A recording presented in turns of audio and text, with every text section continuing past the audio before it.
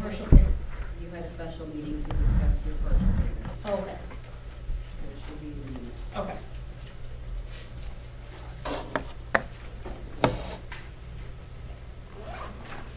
And that's all I have.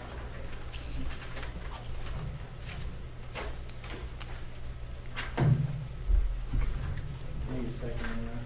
Yes, please. I'll second that. I have a motion and a second for approval of the minutes for the meeting on October 10th. Julie? Aye. Tom? Mike? Brian? Aye.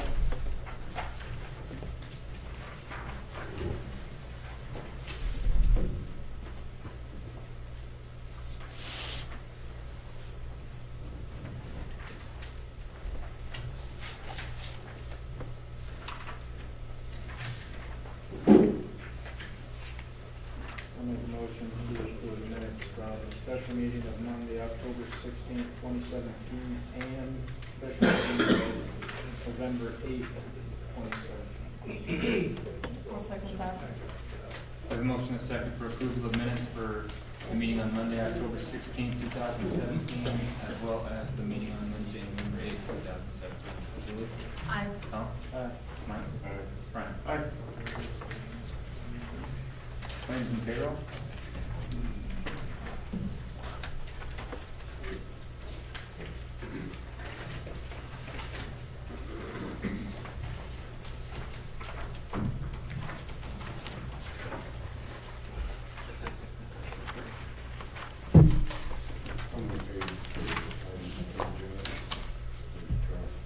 hold it back. He's not with the police situation.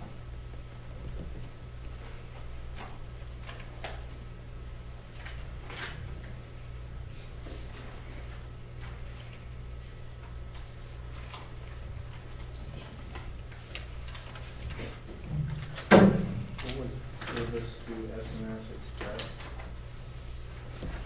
for $1,539.22? Repaired the dump truck, trailer, and we also repaired the freight liner at the same time. Didn't matter of a month. Of routine maintenance or major? Pump went out of the, box on the Sterling, and the draft for the fuel tank. Trailer was lights, I believe, and it was fuel straps on the freight liner as well. Or the Mac, one of them had that also.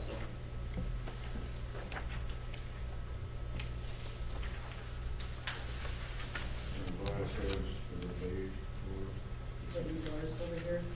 Security doors, they're, obviously, you can see they're expensive, but they're actually, that's pretty normal. They're now keypad fob entry into the bay doors where the storage is gonna be. So there were two doors that needed to be replaced.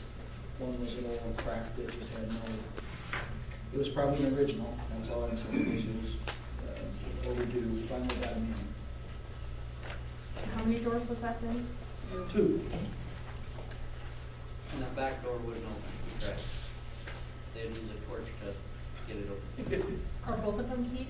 No. No, just the front, the one on the, I would say on the west, would be the Southwest west corner of the building, the main entry door for the employees. New locals for the new kitchen faucet for $347. So there, we took that out of foundation. You got somebody local to do that, or? Needed a new fossil. Didn't know they did it, but it's a It was, I was gonna say, I looked out here to see if Don was able to answer you, but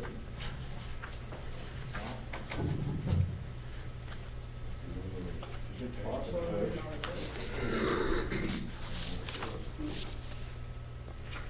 Let's see if we can play that.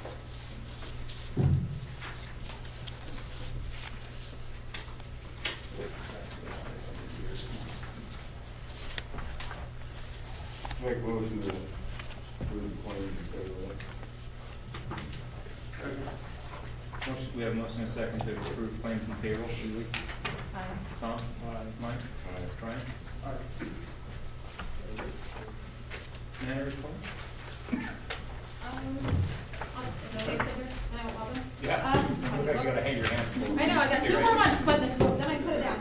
Basically, just a generator update, as far as I'm aware, we have not heard anything from FEMA from Nebraska, that's supposed to meet in October. I sent an email a week and a half ago.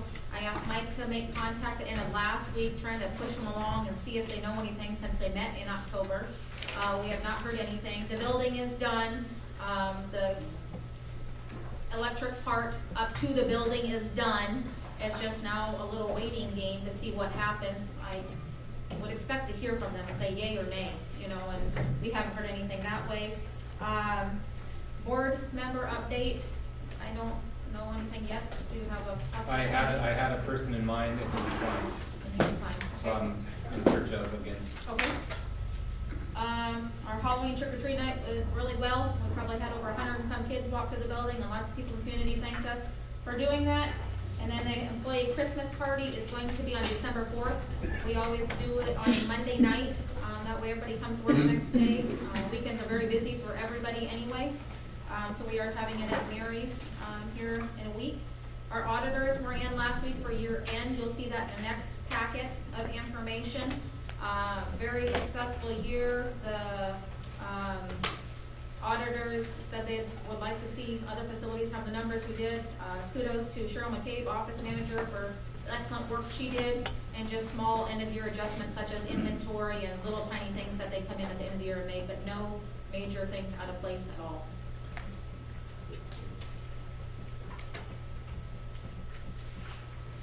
So you'll get those audited once there was no actually financials in your packet, because we don't want the board to make a motion because they're not audited ones, so you don't even have financials in your packet there. But I will have them, I have them ready to go for this week, and our board meeting is next Tuesday at 4 o'clock rather than Wednesday. Thanks, Julian. Bruce?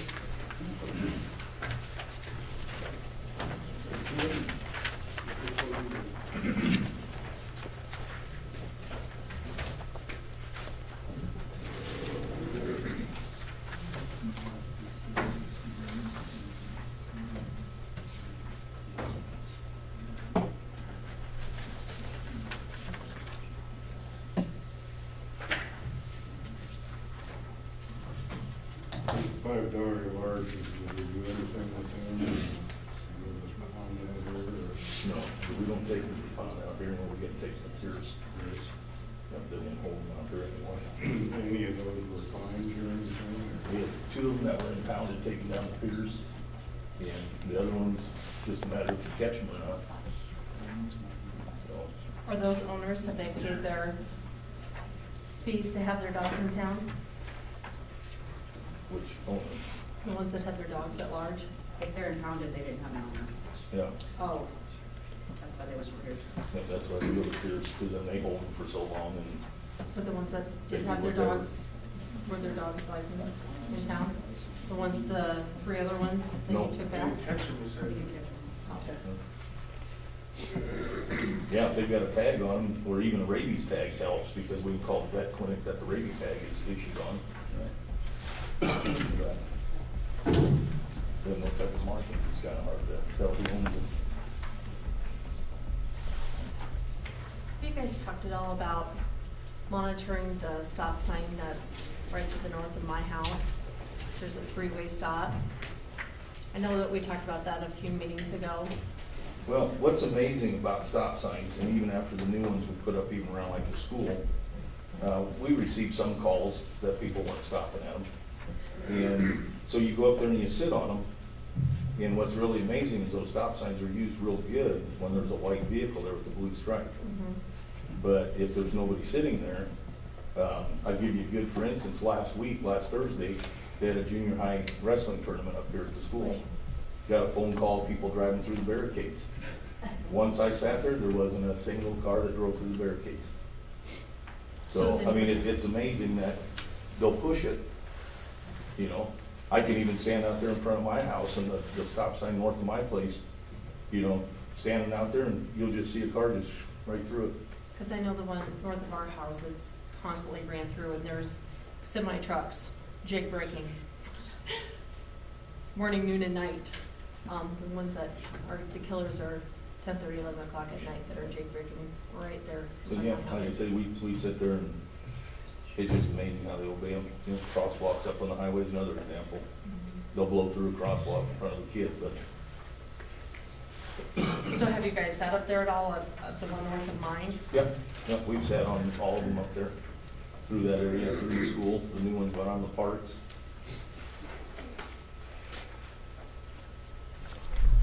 A couple months ago, I asked you about reports with additional information by listing, you know, which officer it was or who was on duty. I know I contacted Neely, Creighton, Osmond, and they do give a little bit more in-depth. I forgot those that work today. They do give a little bit more in-depth information about if the ticket was written, if it was a warning, if one was issued. Have you put any more thought to that? You know, this is what I'll do here. You're I mean, not 'cause open, I got it listed as warnings and citations, but parking tickets. it'd be nice to know if everybody's pulling their own weight, and also, I you know, if don't we're think I wanna actually, break it down by officer to officer, because I think what you're gonna do is you're gonna create some animosity there, and it's gonna turn into a competition, and I don't wanna see that. well, I guess I've heard reports that we haven't written tickets for years upon years. So it would be nice to see, okay, who's writing warnings, who's writing tickets? You know, I guess I don't think that's too much information to ask if you have all the tickets there in front of you. I think this will be the extent, So, I mean, as far as the way I break it down, so you're not open to providing any more additional information? no, not at this time. Okay. Chris, I think you could look at the Creighton paper, I noticed the Creighton paper, they give more of a, say this is your report, but they give a similar report, not similar, but in the paper, so everybody can read it, which, you know, like, doesn't say who does what, but it gives you more, a little bit more of a detailed, thing in the paper. I think that would be maybe a I good mean, approach. we talk like, Mike, like more activity wise. Well, they break it down in that trade paper. Where's our tax money, where's our tax money going to? It has a date, let's say like January 1st, It has- citation assist ambulance, Yeah. January Exactly. 2nd, funeral traffic. Exactly. And it just, That's- I mean, it's not in depth, but it's, It's just, I think it just gives, it doesn't have the time or the officer, it just says what but happened. it gives more public awareness, I think, to the public, what's going on. It's more of a, you know, a two or three word line that says, you know, like Brian says, funeral, traffic for funeral on Tuesday or something, you know. I could probably get with Brooke. Look at the Creighton paper and see what they do. I just think it'd be a good idea to have it in the paper. That way people have more awareness of, you know, what the activity's been going on. Some of the bigger stuff, I usually contact Brooke and let him know, you know, get a hold of the county attorney, because he's got the final say-so on releasing information. This It's ain't all really public record. information, it's just stating basically what the police department did on date by date, instead of just a general whole month thing. I'll get with him, I'll take a look at it. Check I've never seen the crazy papers, I think. Yeah, it's kind of nice, I think. It's kind of like a building permit, it gives the public an idea of what's going on, Yeah. you know, in general. So, yeah, get the next crate, because the sheriff's department does it too in the crazy paper. Gives a detailed line of what they've done for the month. And I think it's informative to the public what's going on. That way, I think it takes maybe a little heat off you guys, and, you know, say, people say you aren't doing your job, well, then everybody sees it, so, I think that. I'll take a look at Yeah, it. take a look at it. See what Brooke, something.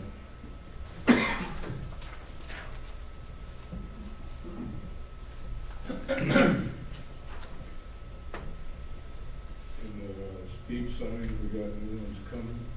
Everything was been shipped back, and I'm in contact, and they're looking to see other 14-inch letters, so let's go for a Merry Christmas and maybe get something, so. Have you guys been able to go around to the different properties of the dog owners that have the dangerous dogs to measure their kennels and fences? That was implemented 2 months ago. Haven't had, the opportunity. We've got 4. And so far, the 4 that I know of are good, as far as what we were talking square footage. But I don't wanna talk too much square footage. Have they been in the permits and stuff for? Or the Yeah. months? That's No. what we're. That's, yeah. So the ones that haven't, that you're aware that have these dogs, are you contacting them? Or is city contacting I've been them? reminded, like everyone else, on their city bill for the past 2 months. Okay, I'm not calling people every day to tell them to come license their dog. we just need to, I don't know if we need to of course, we're gonna be reviewing the ordinance, but, we'll talk about that later, I guess.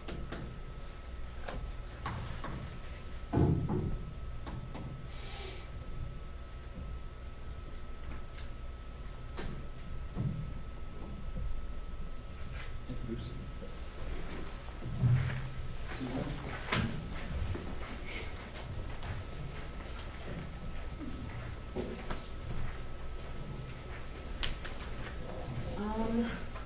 Start with the hardware store. Still working with Josh Schmitz. In the last month, Dennis Johnson successfully helped us broker a deal to get Frederick's Garden. The reason he wanted that was so he could tear it down and expand the store. Hodson Lumber had indicated some interest in having some doors and windows in an indoor lumber yard, and that would have been that space. So Dennis Johnson helped us do that.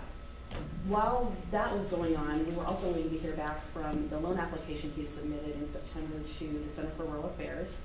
That application was for $125,000 plus land and personal money.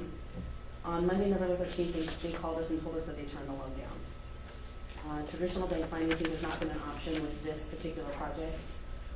There's several reasons for that. So today, Josh and I met with Jeff Christensen, and he is our loan specialist for the Northeast Economic Development District, which Plainview does belong to. So he came up and they have 8 or 9 different loan programs that they run, and he kind of went through all the options with us. Unfortunately, for every one of their options, 40% of the project has to be funded by a bank, and we have 3 bank rejection letters. So we are currently shopping for a bank willing to handle some risk. So we're just grinding away at this one. We're not giving up yet. He's hanging in there. So currently, Sherry plans to close the store in December. So we will be closed for a while so we can figure all of this out.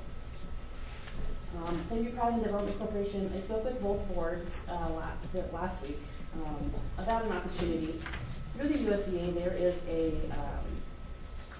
revolving loan program called RMAP. It stands for Rural Micro Entrepreneur Assistance Program. This is a program where you can apply, if you're a nonprofit, for up to $500,000 in funding. You can turn around and relend that amount back into the community. It can be used for a number of things like working capital, debt refinancing, purchase of equipment. This one actually you can purchase ag equipment with, which is the only one. You can improve real estate, create a business incubator.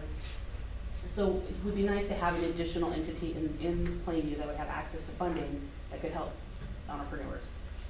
Their cap is $50,000 per application, so if someone wants to open up a business, they can only apply for $50,000 through this program, but it does exist for that organization. So I spoke to the boards about that, gave them the application, the criteria, and Bruce Curtis asked for a little bit more information on the risk involved. It's a 20-year repayment at 2% interest. So I'm going to get him that information this week, and our USDA rep has offered to come up and speak to both boards about putting that in place. LB 840, I'm going to be speaking with LB 840 at our next meeting, which is Monday, November 27th, about applying for and servicing an intermediary lending program. This is similar to the RMAP program, except for you can apply for up to $2 million. It is repaid at 1% interest over 30 years. I would like to put that money into the LB 840 account. The nice thing about the RIP is that it has a broad use. You can use it for construction, development, revitalization. You can also use it to help entrepreneurs and businesses in your area. The difference between the two is the RMAP program has been 100% funded by all who've applied. The IRP has only been funded by 3 municipalities in the state of Nebraska in the last 3 years. So that would be a little bit more difficult to get, but I'd like to give it a shot, if they could agree. ECAP, UNL Extension Office is gonna be in Plainview 6:30 on Monday, the 27th, at the LB 840 meeting. And they're gonna be meeting with them and the steering committee to start working on the next step of the ECAP process. We still need 1 to 2 council members to join us in that one. This is that survey that we want to create to send out to the community and find out what their needs are, what they want, what our new vision going forward for the future is, and what we're gonna tackle in the next 1 to 2 years. So if you guys are interested in that, please let me know. USDA, that's just me meeting with all of our reps in the area this month. I attended a workforce housing and small scale development conference in Kearney for 2 days last month. And I did detail all of that seminars, the breakout sessions, the workshops that we attended for that, and gave a little bit of information on those. Takeaway from the conference and what can actually be applied to Plainview right now. There's a housing shortage in Nebraska of over 25,000 homes. In the Norfolk area, with what's coming into that area, the shortage is about 15,000 homes. So anything we can do to make Plainview more attractive to your potential home buyer will benefit our community, and we are not too far to be out of reach in that housing market. So the things that we can do, we can offer free lots, we can offer half-off utilities for a year, maybe no property taxes for 1 to 3 years. I spoke with our field reps in the USDA, NeighborWorks, which is another local entity, and the Northeast Nebraska District also does a down payment assistance program. And I threw these ideas at them and I said, do you think that something like that would work here? And they told me, yes. If you were offered to offer an incentive of any kind, I'm going to set you apart from the typical bedroom community for Norfolk, which is Battle Creek and Pierce and Madison, because they're not offering anything. So, that's something that might get people to look a little bit further down the road. Options for housing in Plainview. Everyone talks about putting in a new neighborhood or a new subdivision, and I understand that, but something else that we can do is infill housing. I don't know if you're familiar with that. That is taking older existing homes in town that are maybe for sale right now for $30,000, $40,000, $50,000, updating those homes and flipping them. There's a lot of communities doing that one house at a time, and that improves your community one house at a time. You can also take a vacant lot and put a new home on that lot that fits into that community, instead of leaving all these spaces in your existing areas and putting spec homes right out on the edge of town. That is something that you really need to be looking at. Met some developers while I was at this conference. One developer that I really liked, and Neely liked him as well, is called Prairie Grove Homes. They use prisoners that are getting ready to transition out of the system to build modular or frame-built homes in your area. The teams that work on them are brought up and housed in a local jail facility. Neely has offered to do that for us, and then they are transferred to your site to build that home. What's nice about it is it's a nonprofit, well supervised. Gary and Scotts Bluff has been using them almost exclusively for almost 10 years. You get a lower dollar amount on the home because prison labor is cheap. So that works out really well for them. The rest of that's talking about some mixed use, how to attract the younger generation. I would encourage you to read, I don't want to read this to you, but I encourage you to read all of that, because everyone says we need to have younger families moving into town. We need young, viable, working families. We also want to attract the retirees. These are the traits of the 2 generations that you're looking at, and this is what they want, and this is what we need to do to provide that, and why. So I'm just going to leave that for you guys to read. Miscellaneous things. Met with the Northeast Nebraska District today for an orientation for new developers and city planners. We learned about the variety of services they provide and how to use them in our cities for economic development. Met with the Northeast Developers Network last month in Plainview. They came up here to tour the Plainview Library. Michael was nice enough to speak at that and talk about all the different financing options that we use to get that library here. Tomorrow, this group is meeting in Wayne. We're going to be touring their new brewery and restaurant, looking at how they acquired that and all the things that they did to get that in their community. I took 2 webinar seminars offered by the IEDC. The park board, I helped them draft a donation letter. Need to raise an additional $20,000 in private donations for the playground equipment. As I got into writing the nonprofit grants for that in addition to the LWCF grant that I wrote, the nonprofits are wanting to see the community match. They want to know what the community support is. So if we're asking Peter Hewitt for $30,000, if I'm asking Dotary Foundation for $30,000, they're saying, where's your $30,000, Plainview? And that's what we need to do. In order, if we want that nonprofit money, we're gonna have to raise some money. And on that note, I did get a phone call from the Cooper Foundation. I wrote a grant for $25,000 to them. I shot the moon. I fully expected that they would only give us $2,000 or $3,000 like they always do in our community. But I received a phone call 2 weeks ago from Reno, Nevada. Apparently they send their grants out to be scored. And we got a compliment that our grant application was one of the best they'd seen. And they are seriously considering the $25,000. And we will know in early December. Thank you, congratulations to yourself for the grant writing. Questions? Yeah, the 20 hours a week goes really fast. What's the start? We can discuss that if you want to now, and I have no problem. In your packet, if you want to do that, Mr. Grant, if you want to do that. In your packet, it's, this is a fairly standard, and I've looked over it too, but I want to know Bruce, obviously, I want to look at it as well. I have no problem. What Susan's saying is that we hire on a part-time basis. If she's successful at some of these grants and with the admin that we need to do at administration, to put a percentage of that into basically her pay. You wanted to do something similar to like when I was hired, that wouldn't have worked very well. There's a problem with city administrators getting extra pay, and you owe me over $100,000 by now, but that's okay. I like this, the way it's set up, the contract for Susan. She is a part-time, and we can hash out some things. What I'd like to see is this contract. You guys look at it and really get thoroughly familiar with it and bring it in December for discussion action with maybe Bruce able to look at some things that he might want to put from a legal side. It's fairly standard. I've seen contracts like these actually quite a bit. This is the contract that the group I did freelance grant writing for years. This is the contract that our group used for all of our projects.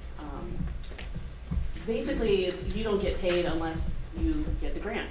So if the grant doesn't come through, then you're not out anything. If the grant comes through, we write our administrative fees into that grant.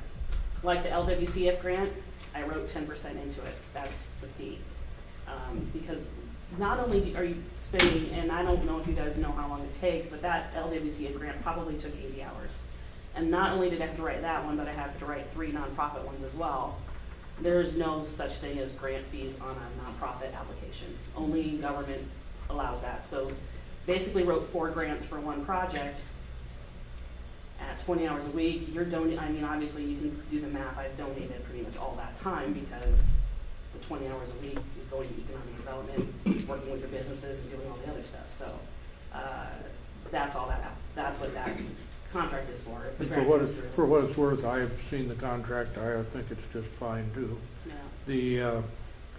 The 20 hours a week business is fine for identifying major projects, but there's no way in the world that can result in a major grant writing effort or administering the grant if you get one.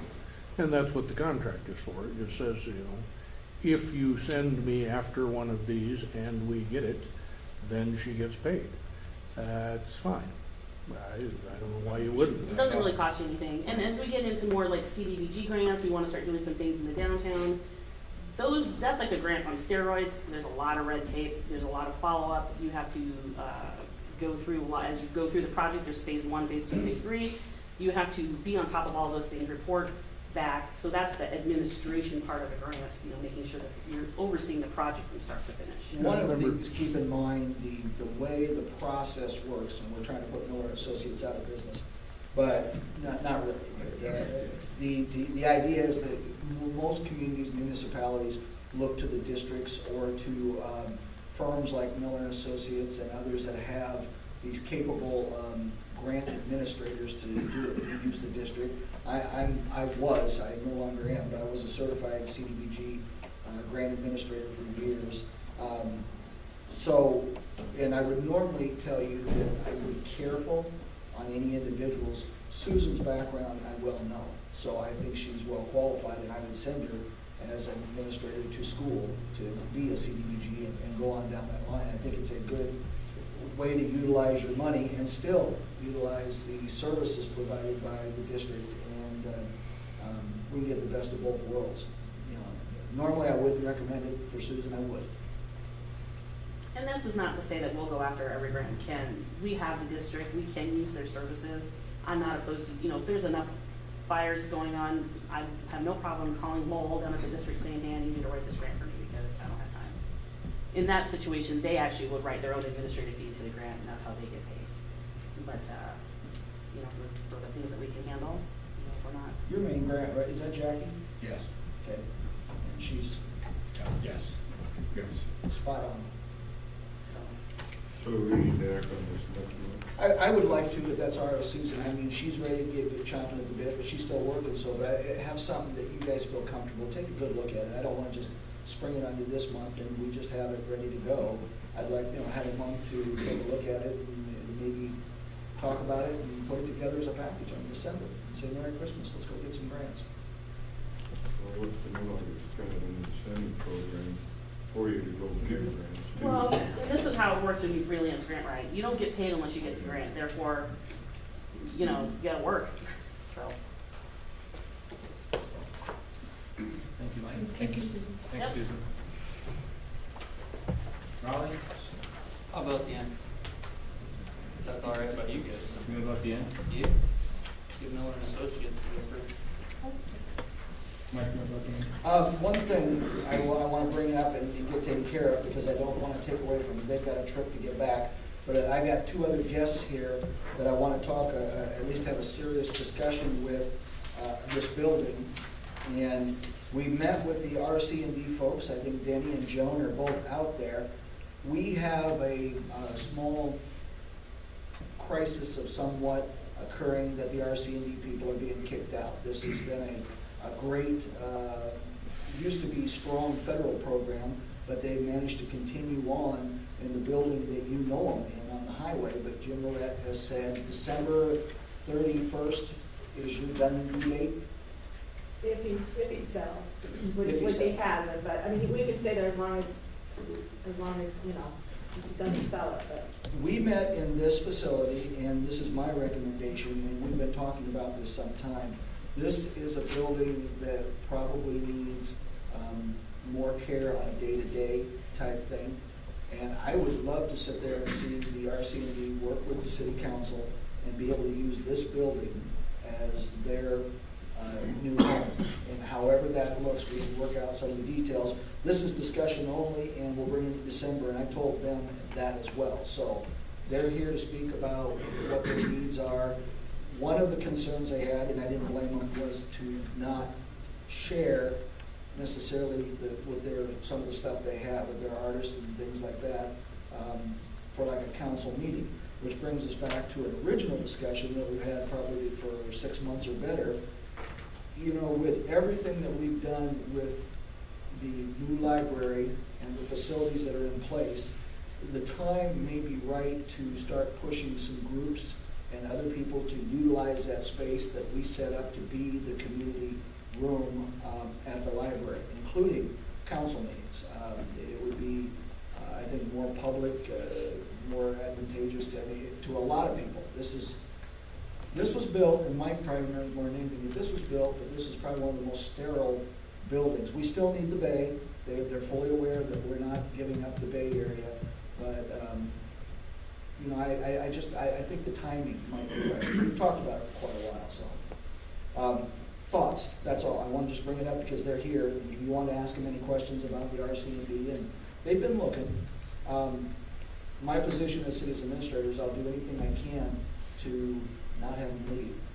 You know, they have the choice, honestly, with communities. They serve how many county area? Six County area, and I know Hardington and other places would love to sit there and try to find some little room or like this to get them in. I think the RC&D's been good at Plainview, and I just would hate to lose the RC&D. But obviously, it's in your hands to discuss.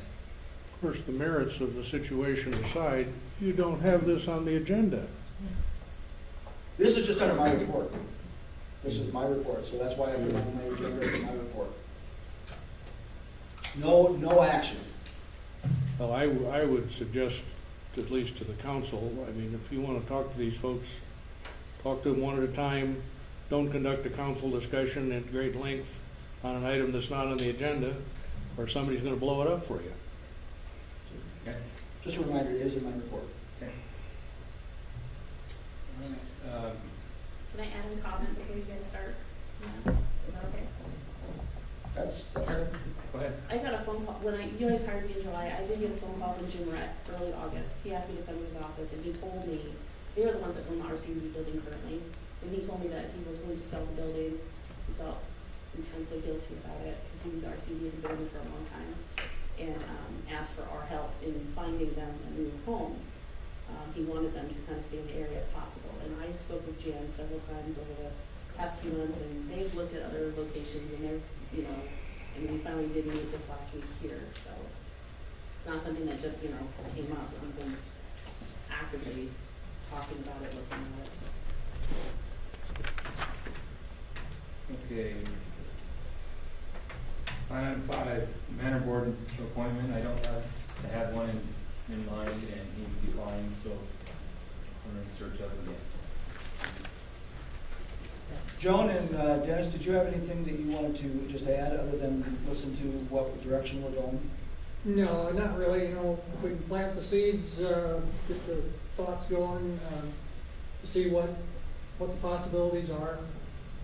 We, being the nonprofit that we are, we've always been funded, in the previous years. Since we lost the funding, we've relied on the generosity of the owner. So we're looking for a good benefactor again to give us a home, as best we can find. So we're certainly going to don't want to put anybody out or strain anybody's relationship here, but this would be a great spot for us. But whatever you feel you want to do, we do need a home. And the thing is, we don't know exactly when, but we have to prepare ourselves to at the end of this year, we have no guarantees, so. Yeah, and if you guys have any questions for us, we meet next week, so if you have anything, just give us a call and we can give you some answers. But we are rural. We do a lot of things for the rural area, and you know, that's what we are. It's rural. I can just leave you, this is like last year's report, the most recent yearly activity summary of what RCD we've done, so. Thank you for considering it. So are we going to put that on the agenda for next month? Yeah, it's like I said, it's in my report, so it's no problem, but it will be an agenda discussion action item in December.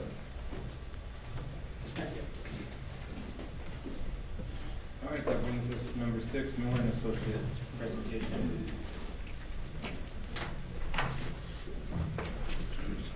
You asked a couple months ago, obviously you have, you've been blessed tonight with Mr. Miller, and your first name is?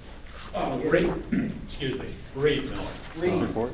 Mr. Miller is, and of course, Bill, I don't have to say anything, you already said, Tom already hit him up with No, really, no.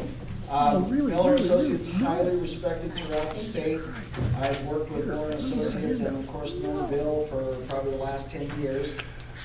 Bill's past is that of a city administrator as well, and he has been a mentor to a lot of decisions that come along, and respect them very highly. They also have grant writing capabilities, and they're going to show you exactly what we may or may not be able to do with them. Hey, good evening. Welcome back. I was here a couple months ago, I think, talking about comp plan. We do appreciate the opportunity to make a presentation regarding Miller and Associates. Miller and Associates is a full-service engineering firm. We have offices in a number of different places. We began in 1976. We have 120 clients in Nebraska and Kansas.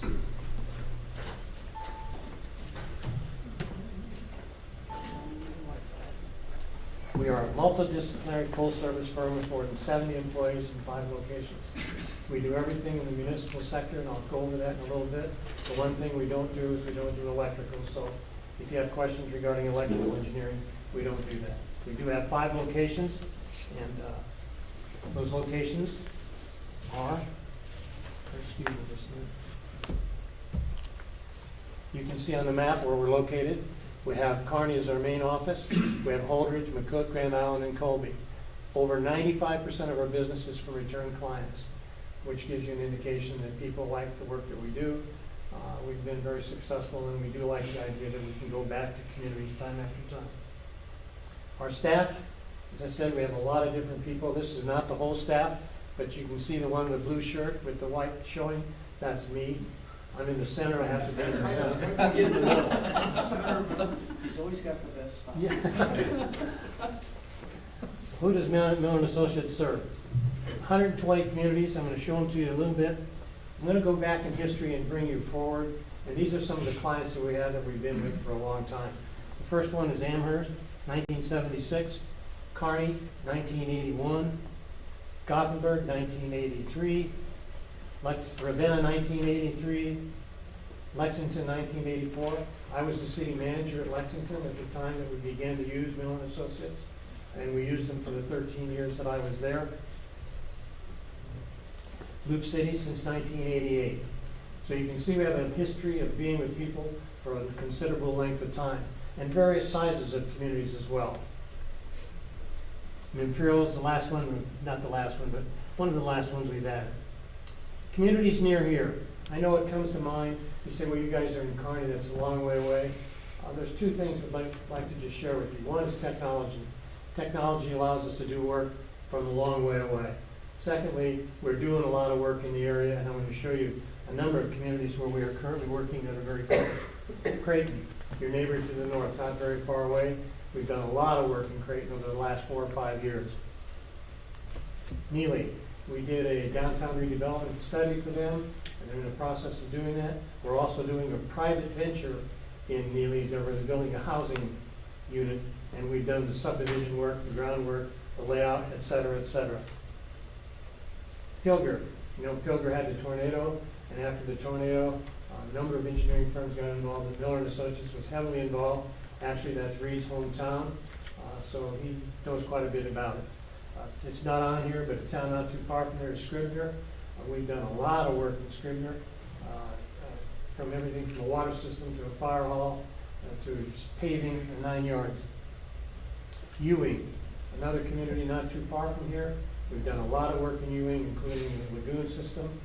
They had an issue with the lagoon, and we helped them through that. We built a fire hall for them as well. Brunswick, a neighbor not too far from here. We've done a lot of work in Brunswick. Jackie, who we talked about, has family in Brunswick, and so we've done a lot of work there as well.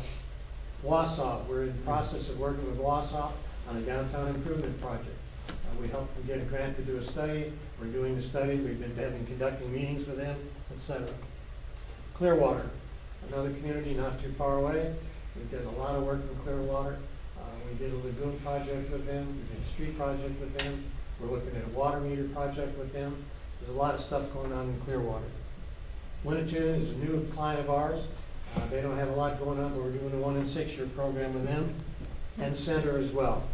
We'll be doing a 1 and 6 year plan for Center. So you can get the picture that not only do we do bigger towns, we do smaller towns. Yours would be what we would consider to be a medium-sized community in our realm. Our biggest client would be Kearney. Our smallest client probably would be Winnetoon, and maybe Center. I don't know how they compare side by side. Center's a metropolis. I've been through there. I know there's 1 or 2. That's where the courthouse is. It's a suburb. That's the county seat, Yeah, okay. Engineering is our main forte. This is what we do. This is what we do most of our work in this arena. Water supply systems. We do a lot of work with water supply. A lot of communities are having issues with water supply. Nitrates are impacting a lot of communities. Arsenic, uranium, impacting a lot of communities.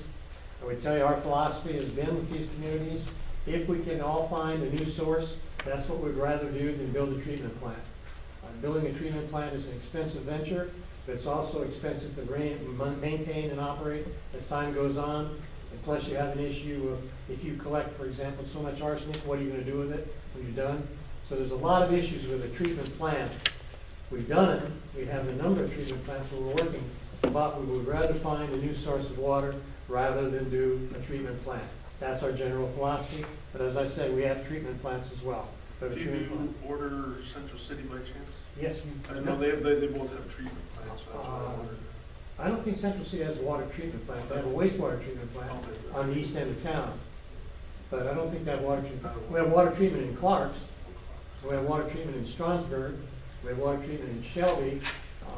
So we have a number of places where we've done water treatment. But again, if you were to come to us with a water problem, first thing we would try to figure out is, can we find a new source? It might be 4 or 5 miles away, but that would be less expensive than trying to build a water treatment plant and then operating it later on. So that's our philosophy, but we've done both. Wastewater, we do all kinds of things in wastewater, from the systems, collection systems, to lift stations, to lagoons, to treatment plants. We cover the whole 9 yards. Our philosophy there, particularly for smaller communities, if at all possible, we want to have a lagoon system. A lagoon system is less expensive to operate. If you have a total contained system, you don't have to test, you don't have to have certified operators, et cetera, et cetera. There's just a lot of advantages. I know you guys have a lagoon system, and probably a good system because it's less expensive than a mechanical one where you've got moving parts, et cetera, et cetera. Transportation, we do streets, we do sidewalks, we do all of that kind of stuff as well. Water resources and stormwater management. Some communities have issues with floodwater, stormwater runoff. We've helped them with that. We do studies, we analyze it, we figure out ways to make it work, including storm sewer and sometimes retention and detention cells. Structural engineering, architects do most of this, but we also get involved. If you had a building, for example, and you didn't know if that building was worth fixing and saving, we could come in and do a structural analysis and tell you whether that would be the right thing to do. Mapping and GIS, a lot of communities do not have up-to-date maps. I'm not sure about you guys, we haven't worked here, so I don't know. But with GIS and mapping now, it's really cool. A lot of communities are going to that. I've been in communities, believe it or not, where I've seen their water system map on the back of a matchbook cover. It's in the head of the operator, the head of the utility guy. He's got it in his head, but nobody else knows where it is. I'm sure that's not your case. Bill, But, don't say anything. but anyway, we do mapping, we've done a lot of mapping, and we use the GIS system to do that. Recreational, we've done ballparks, we've done swimming pools, we've done hike and bike trails, we've done all of that kind of stuff as well. Site development is one of our fortes. We have what I think is one of the most creative guys. He's done a ton of subdivisions in Kearney, smaller communities such as Cambridge. He designed a subdivision. It's really cool how he does it. But we go through and we take a piece of property and we give you an idea of what it could look like. And from that we take it and then say, here's what you need: water, streets, wastewater, et cetera, et cetera. And we help develop those things as well. Construction observation. This is a tough field. Construction observation is when you do a project, you have different phases of the project. The first phase is the sitting down with the utility. For example, if we were going to do a project here, we'd sit down with the utility guy, ask him for his thoughts. What does he think should happen? What does he think could work out here? Then after that, we design something. And when we design it, that's the next piece. The next piece is you go out for bids, you get a contractor, and then after you get the contractor, the next piece is watching it get built. Some communities will try to save money and do their own construction observation, which means they have somebody that's out watching while the project's being done. If it's supposed to be 6 inches of concrete, they make sure it's 6 inches of concrete. It's supposed to be 8 inches of concrete, it's supposed to be 8 inches of concrete. You can do that yourself, or you can hire it done. We're not laughing at you, Bill. This is an inside joke. This is, Okay. Why are you here? that's why you're here. I've been laughed at before, so it doesn't hurt me. Don't take it personal. But this construction observation has said, you can do it, or you can have the engineering firm do it. Of course, it increases the fees if you have the engineering firm do it. But to me, that is one of the most critical pieces of a project. I came from Alliance, Nebraska before I went to Lexington. Groundwater was like 180 to 200 feet deep. I never heard of groundwater. And so what I saw when Alliance grew, if you follow the history of Alliance, it went from a sleepy little cow town of 6,000 to 10,000 in about 3 years, because the railroad built a huge facility. But what they did is that we put in a lot of subdivisions. And compaction of the ditch was roll it over with rubber tires. You know what happened after 2 years? Every one of those had a hole. So when I came to Lexington, that was one of my pet peeves. I said, okay, we're not gonna have that in Lex.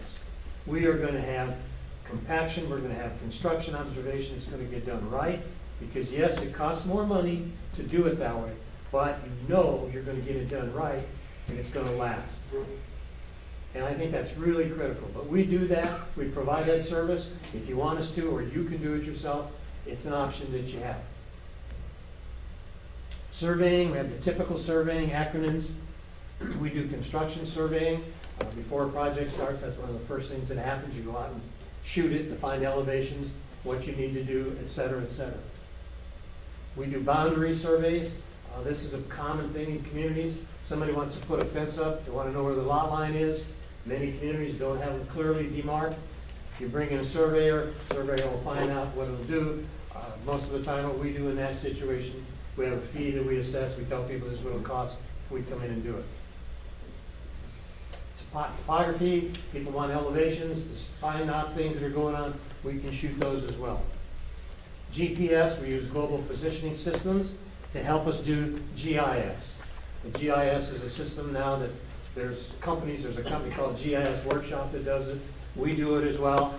And really what it does is it gives you locations of all your mains, your valves, your size of your pipes, everything in the whole system. It's really neat to have, and it's very nice. Once you get it up and running, it doesn't take much to update it. It's a good system. We can do that as well.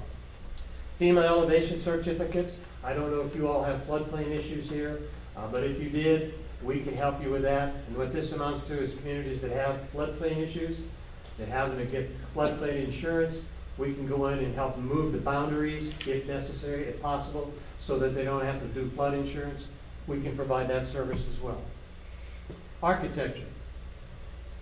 We do municipal architecture. The picture up at the upper left is in Scribner, and it's really cool because they wanted to maintain a certain kind of front across the main street of Scribner.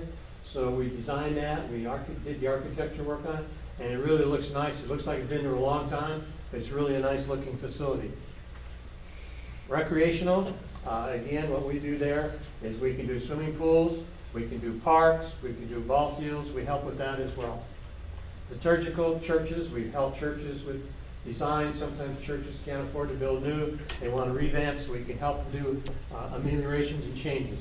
Industrial architect, we've worked with companies, Glass Buckle and Kearney, for example, built 2 great big facilities, and we were involved in the architecture of those facilities as well.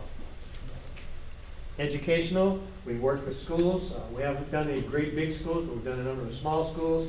And again, schools a lot of times are not looking for new, they're looking for fixing, changing, making things work for handicap accessibility, etc. Residential, some people who want to build a new home, want to build a big home, they want it designed by an architect. And so instead of just go ahead and build it, they want us to do it, and we've helped with that as well. Healthcare, we've done some hospital work. We've done changes to hospitals. Hospitals are a really common thing now. Every community that has a hospital wants to keep the hospital. In order to keep the hospital, they're having to do changes, they're having to upgrade, and so we've done a number of those in helping them get that done. Commercial and office, again, what we do there, if you had let's say, for example, this building is probably a public building, but let's say you wanted to make it different. You wanted to make room for your RC&D people. We could help you design an interior. If you wanted to make it happen, we could do that for you as well. Community planning. Comprehensive plan, you know about that. We're going to be doing a comp plan with you. I think we've already started on it. Downtown revitalization plans. We've done one in Neely, we've done one in Wausau, we did one in Central City, we did one in Cambridge. We're very well into this. We're doing one in Minden. We can go on and on about that. Zoning and subdivision regulations. This is always an issue when you do a comp plan. The plan itself is not too hard, but the zoning laws are the ones that you have the most difficulty with. You'll find that out, I'm sure the clerk and Mike will know that people have issues on zoning. Somebody wants to move a lot line, somebody wants to fill up a lot. The comprehensive plan is one piece, the zoning regulations another piece. The hardest piece is the zoning regs. Blight and substandard studies, if you were going to do a TIF project, let's say for example you had somebody come into town and your economic development people know this well, that if you're going to use any kind of help from the state or anybody, in order to do a TIF project, you have to do a blight study. You have to have an up-to-date comp plan, and you need to do a blight study. And the blight study simply is a determination if an area should be designed or designated as blight and substandard. So don't panic over that label. People say, well, blight and substandard means it's really bad off. Frankly, if you look at the definition of a blighted area, it's ages of buildings in that area or deterioration. So you don't have to have any deterioration. If every building was built before a set year, it's designated as a blighted and substandard area. Doesn't give it a bad connotation at all. But it's necessary if you're going to do a TIF project. Housing studies, we've done a ton of housing studies. We've worked with Northeast Nebraska people. We're working with, I think your wife is part of that, Mike, and Lee Alexander, is that her name? We've done a lot of work here. That's part of what we do. Site development, again, we have a guy who does this very, very well. He can sit down with you, lay out a place, a picture of a property, show you how it could work. It's really cool how he does it. Done it many places. Needs assessment surveys. This is something, again, that we help communities decide, what do we need? What do we need to do? We can come in, we have people sit down with you and sit down and say, let's do some planning. You're going to do that with your comp plan, so it probably isn't germane. But you could do that, because we've had some communities that say, we just need some help in figuring out where we want to go. So we can bring somebody in and help you do that. And economic development, you have an economic development program, but we've helped communities with economic development as well. We just do that, just part of what we are, part of what we do.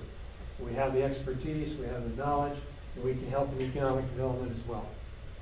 Grant writing, I'm going to run through this because you guys do this, and you guys have done very well with it. But we do housing studies, planning, public works, recreational. We provide expertise to communities to access different funding sources. We write a lot of grants, we administer a lot of grants, etc.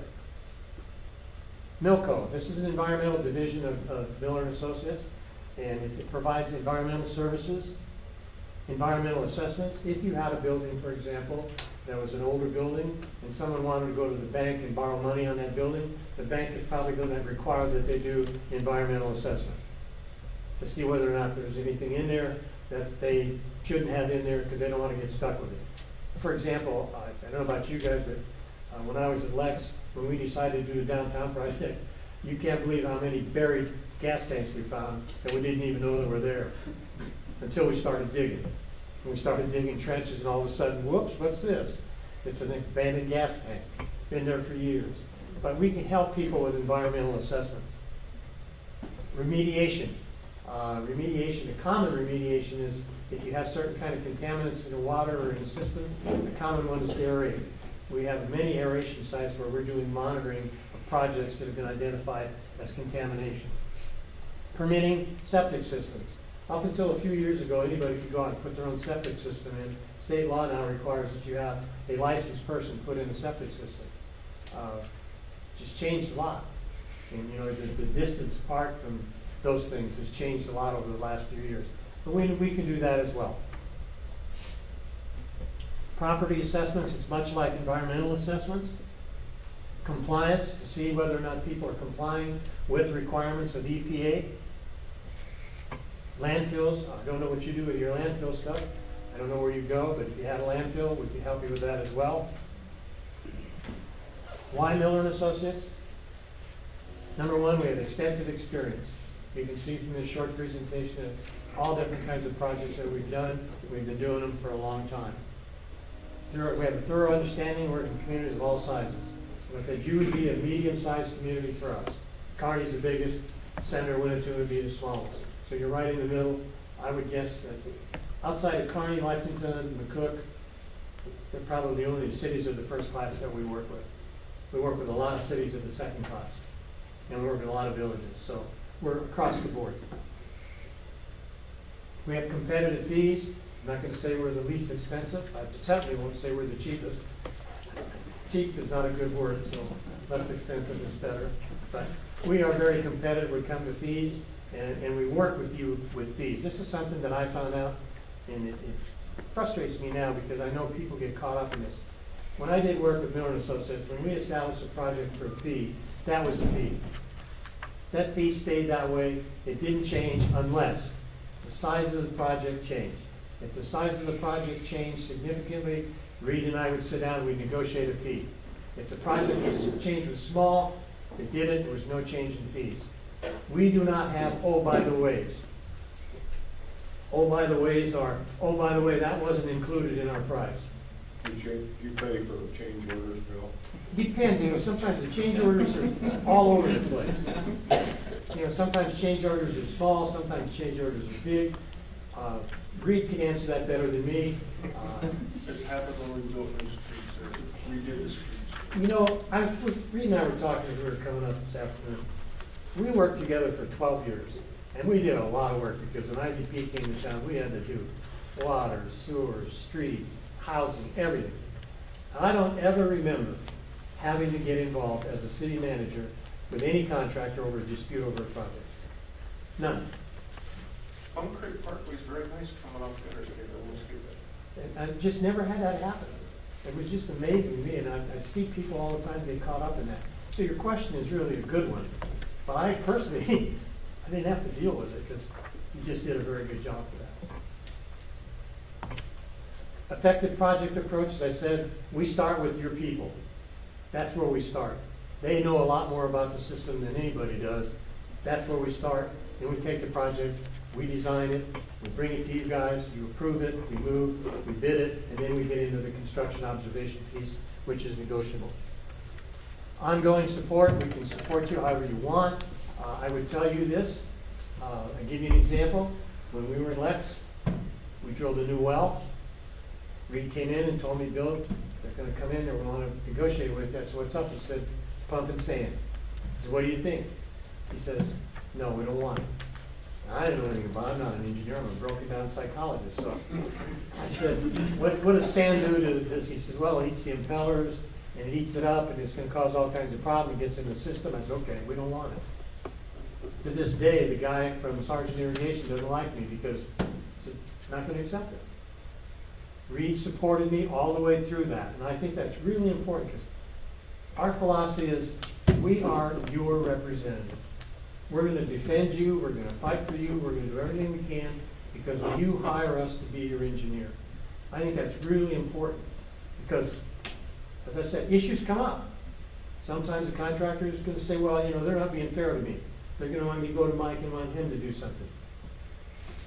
Our position is we are on your side, we will defend you, we'll do the best that we can to protect you. Proven track record, again, if you go call our clients, they're all over the place. I think you'll find that we are very well respected. And lastly, we want to serve you. That's the whole point. I'd like Reed now to say a couple of comments, and then we'll give you a chance to ask questions. I guess a couple items I wanted to hit. Again, my name's Reed Miller. I'm originally from Pilger. Went to University of Nebraska. I got my master's in environmental engineering. Ended up in Kearney and then started a firm in 1976. So been there a fair amount of time. The Jackie that you referred to, the grant administrator, she typed for me part-time. She's originally from Brunswick. That's what I was gonna guess. okay. Okay. That was my guess. And, yeah, Jackie has, I don't know, she's been with 37, 38 years with me. I lose track anymore, but she runs the office basically. And I have to say, and you mentioned about the grants, we applied for 8 CDBG grants. We got 8.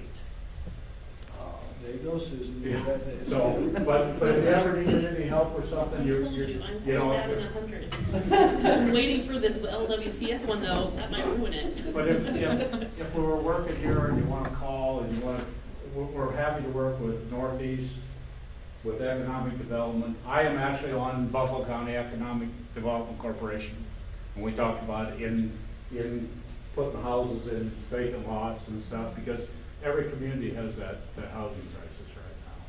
But, so, the other thing I wanted to say, and this is kind of weird, my great-great-grandfather was Peter Pilger that found the town, so I'm supposed to be the general store manager, but I bailed. But the other thing I wanted to say is Bill showed the town the Amherst and down the Imperial. You remember that slide a little bit, and we can provide you a hard copy of that presentation for your records. But we're still working on all those communities. I'm doing my second lagoon in Amherst. We did their whole water system. They didn't have a water system. We used PVC in 1976 for the entire town. We haven't had hardly any leaks at all in town since 1976. I hate to date myself so bad, but it's all true. But I have a good variety of staff. I mean, I'm kind of the new and used water guy because I got my master's in wastewater and water. But we have people that do the roads and the county roads and the asphalt. It gets to be so much anymore.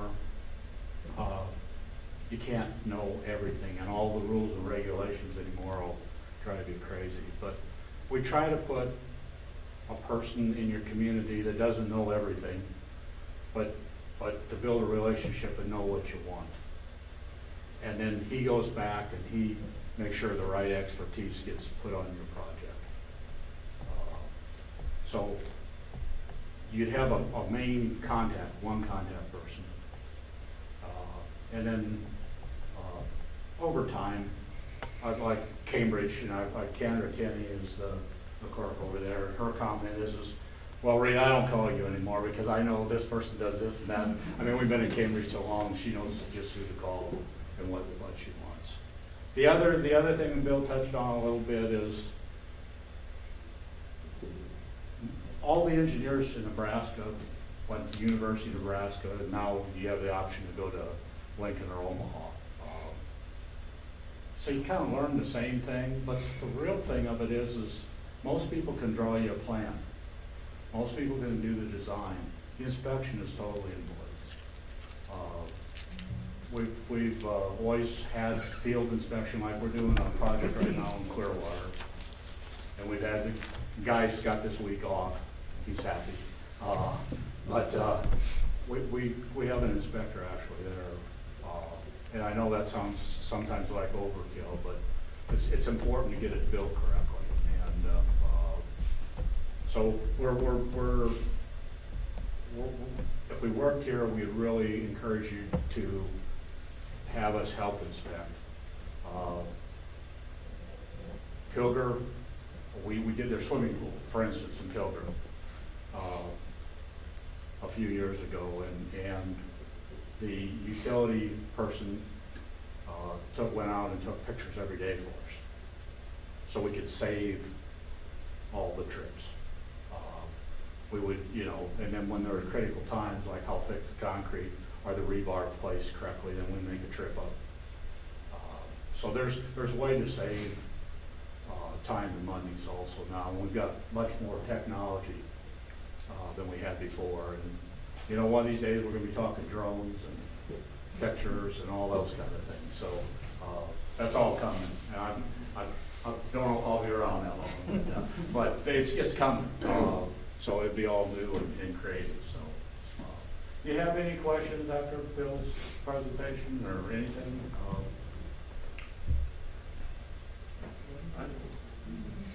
What do you like to do to start off? Send her some type of generic retainer letter? And then let's talk about that. I'm glad you brought that up. We don't usually do a retainer. We kind of go project by project, and our Bill didn't give our goal, but our goal is to do the project well enough to have you hire us for the next project.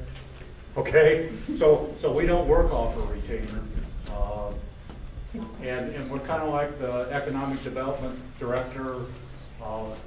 when we get a job, we like to get paid, and if you wanna call us up for a cost estimate on the street, we'll help you out, and then if that street goes, we'd like to get paid to do the design and those items. So, if you'd like us to set up like a simple contract, or if you have one that you like, we would. Not in particular, I mean. Okay. And if you wanna see as far as rates or references, we'd be happy to give those. That might be good for you to see the rates and references, like I said. I've got some familiarity with them. They're not cheap, they're not the highest, they're not the lowest, they're all fairly comparable, and they just have a good extensive track record, and I think that speaks volumes. You know, and if we were talking about any individual firm that's not here right now, I would say, and Mike, you appreciate this, I think since Ron Benson left, and that it's been a tough hoe, and there's been some issues. I personally know Ron Benson, before when I grew up. Well, it really wasn't even JAO then. He worked for a different firm. They did Pilgers Engineering, and I think that's where I kind of got the start, where I won. Because what's engineering? When you grow up, you don't even know what it is. But so yeah, he used to serve the area. Hoskins, I remember Hoskins.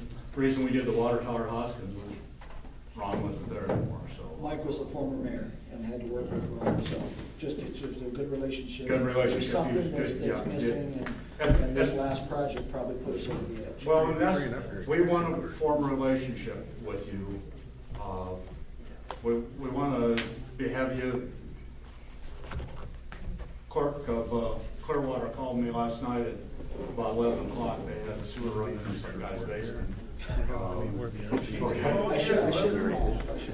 Yeah, I know. Sorry, But I mean, you know, I don't think it's the city's fault, but their operator's fairly new and didn't know what to do, and it's pretty hard to get a plumber then, and so I get the call. But that's, I want that relationship. That's we want that relationship, and I guess, yeah, that's an important factor of our firm. Information out of the city office, this is a crisis. I'm not an engineer, but I'll share a story. I stopped. I stopped in a little community just to say hello, and the clerk said to me, she says, "Oh, we got a real problem." I said, "What's that?" She says, "Our lift station's not running, and we don't know what we're gonna do." And I said, what have you done? She said, "Well, we contacted this one place, and they're gonna charge us like $3,600 to fix it." And I said, "Wow, that seems pretty pricey. How about I call my office and see if we can do something for you?" Called the office and said, "Is there anybody else besides this one firm that does that work?" They said, "Yeah." Saved them $2,000. By just giving them another place they could go find something. That's the kind of stuff that Miller and Associates does. That's just the way we are.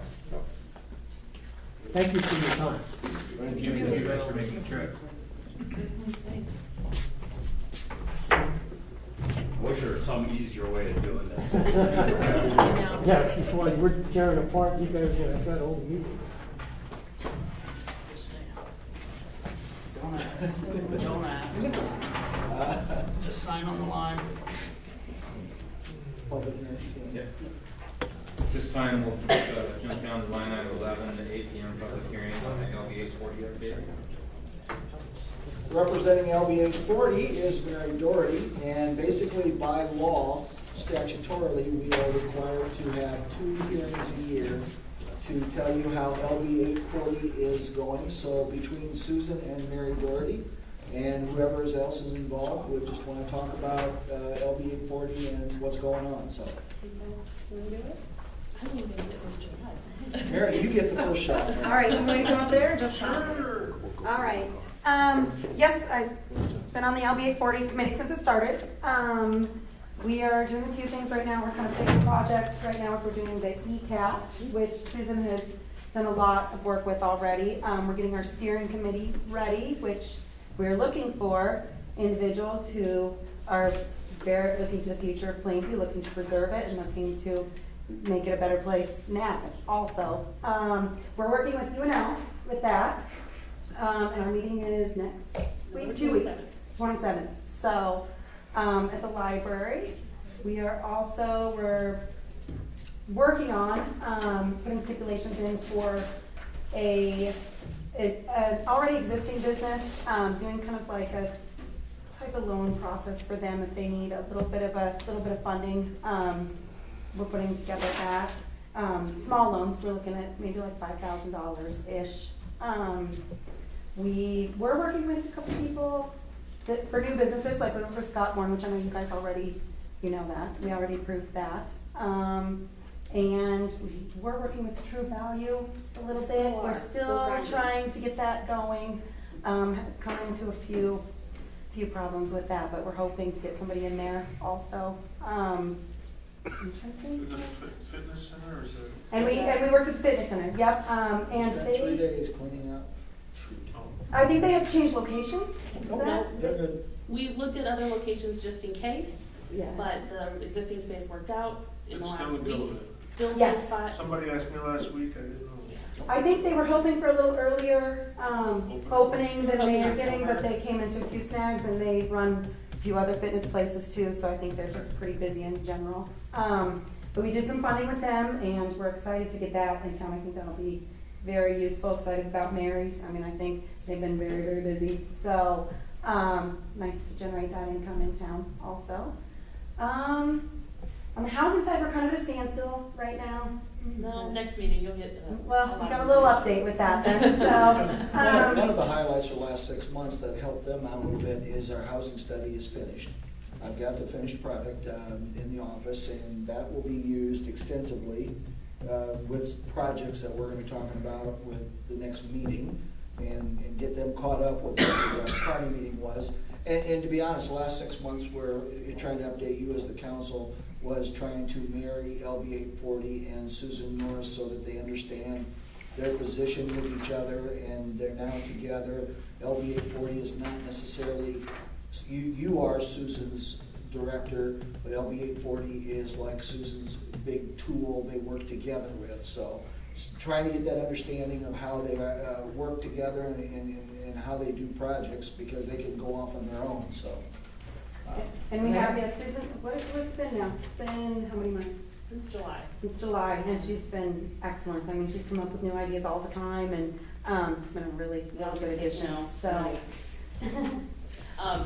But I would encourage, the part that I wrote in my developers report for you about the workforce housing conference in Kearney, and then the part that how it pertains to Plainview, I would really encourage you guys to read that, because when you hear from LB 840 again, that's more than likely the direction. When we talk about housing, that's where we're going. So. And this is also one of the reasons we brought on too, and since Tyler's here, and he keeps hounding me like the guy he is, but he's newly appointed on the housing board. We're gonna get the housing board more involved with this process, and they've always been kind of on the periphery. They've done a great job over the years. Courtney was actually on the housing board for years, and they met once a year, if they were lucky. I think it's gonna be a little bit more progressive, and so Jody Johnson and Tyler both were new members to bring on it. I think it's gonna be good, so. Yeah, and I'd like to go after some other things, like we have that IRP, I'd like to go after that, and then there's the National Home Trust Fund, that's also a grant.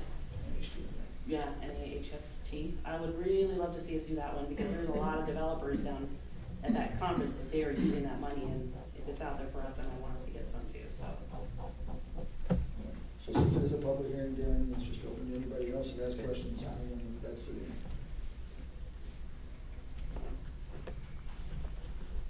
Do you have any information for me? What's that? Do you have any information for me? Soon, if you As want I to, asked. Monday can be probably a good initiation. If you're available Monday night at 6:30, 6:30. Plainview Library. Auburn meets at. That would be a very good indoctrination, initiation, and everything. Okay. All about making it better. Yes, absolutely. And yes, if you guys have any individuals in mind, I know you kind of asked us too, like any individuals to be on that ECAP committee, the steering committee. We have a few. Yeah, we have no council members right now, so. If anybody, you're certainly interested, so. At least to come and see what it's about. I guess I would say at least to Monday night, come and see what it's about, Yeah. and. And we're not talking a huge commitment, because the university is going to be driving this for us, which is what we really liked about it. All you would need to do, Monday night, the steering committee will meet with Lincoln, and, we will work on the survey questions and kind of draft how we want this to look. The first maybe rural city student survey, and then they'll come back one more time, we'll finalize that survey will go out. They process all the results, they tabulate everything, they come back and post all the community conversations, but for you to be part of that, so you can actually see what that's all, I know I gave you all packets, but so you can actually see that process at work, and have some input in that too would be great. You guys have heard a little bit about that already, right? The ECAP program? Yes, okay. So you know other communities they've worked with? Okay, awesome, good, good. Be sleeping. And if you'd like to throw more money down before you, you don't be opposed. Any comments from the public?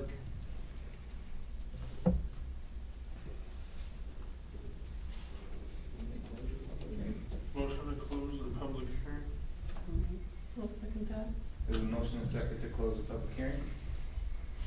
Okay, thank you guys. Thanks, Mary. Thanks.